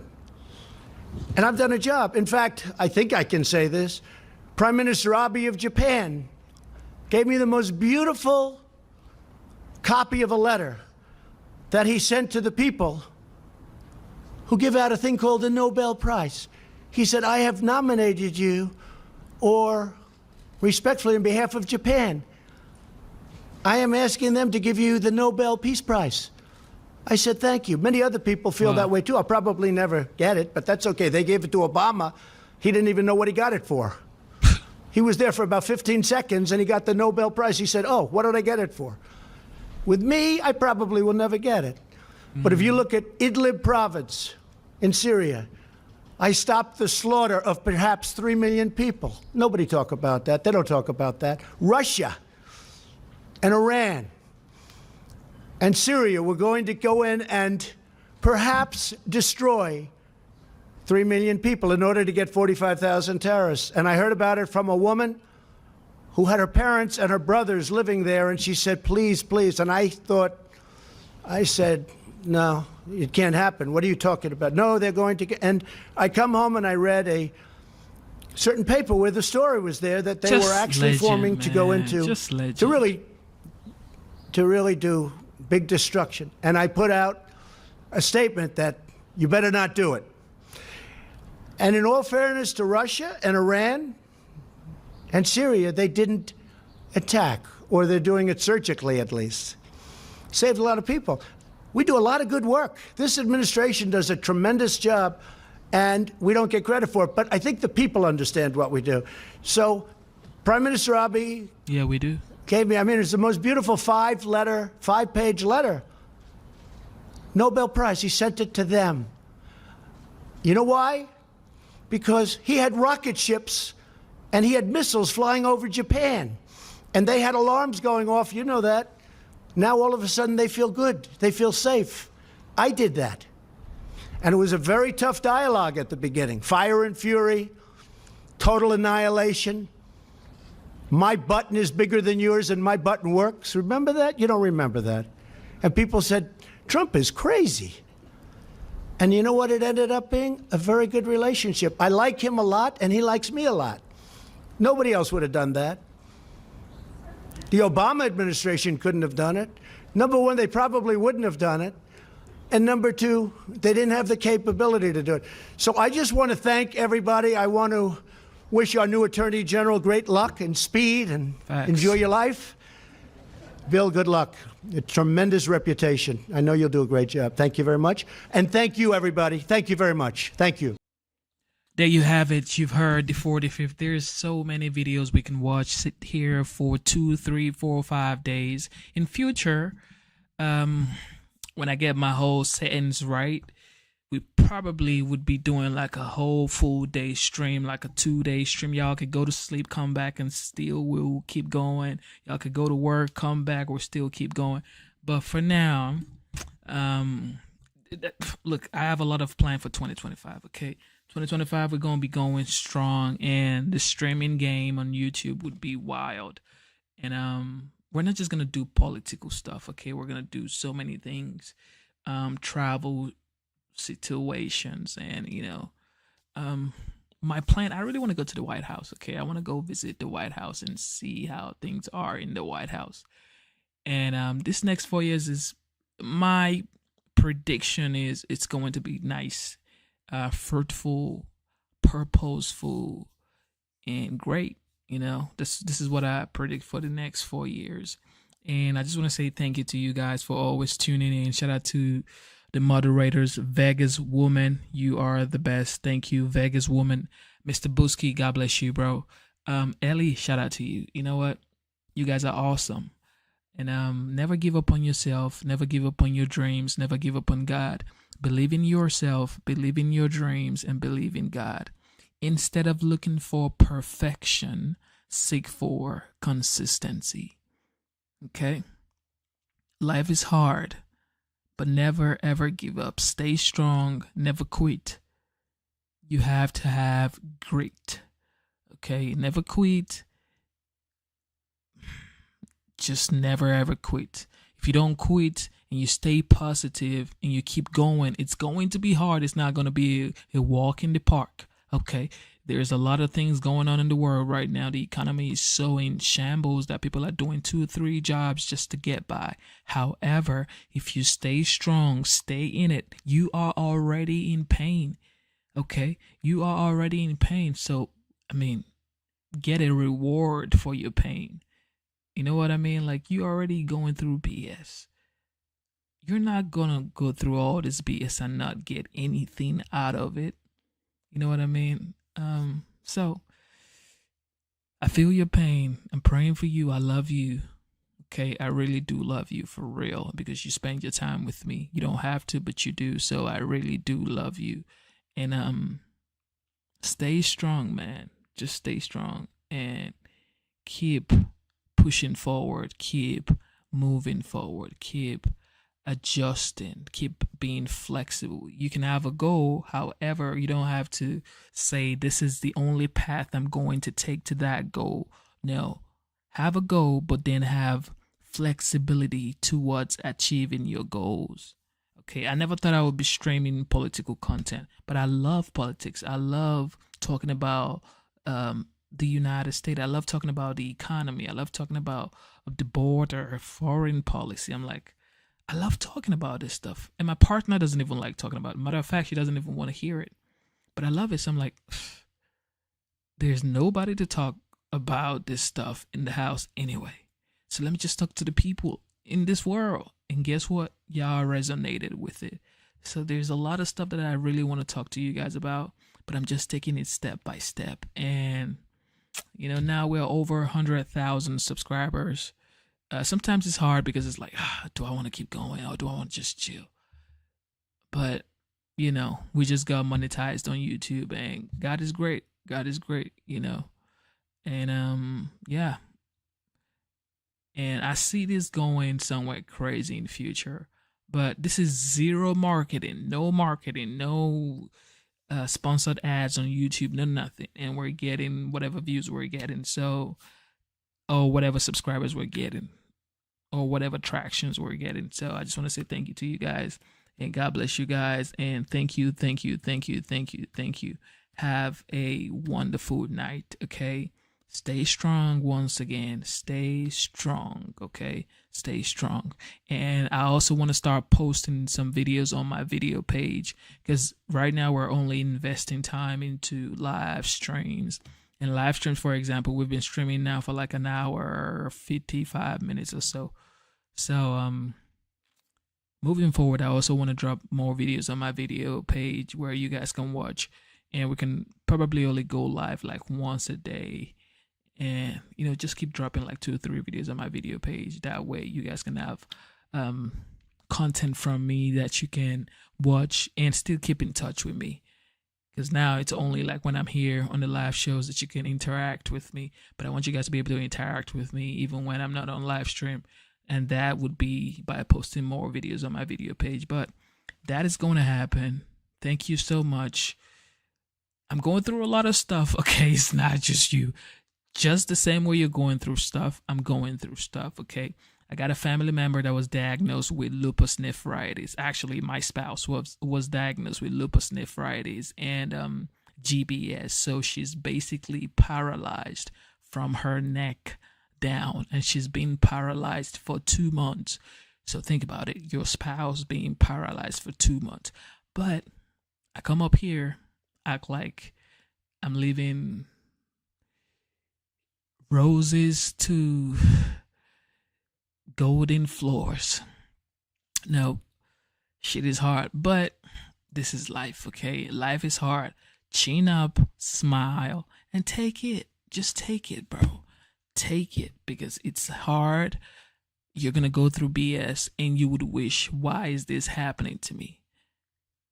It's life, okay? I'm just glad that I have been given the strength to go through life and have a positive energy, and have a high energy to take a lot and to be able to dissolve it without breaking down or, having some mental breakdown, because it takes a lot of guts to be able to come up here going through life and still show up, okay? Show up. All right. I don't want to bore you with my issues, and I don't want you to overthink about your issues, okay? Just stay focused, stay strong, and just know God got you. God is your strength. Stay focused. I love you guys. I love the United States. Thank you so much. God bless you.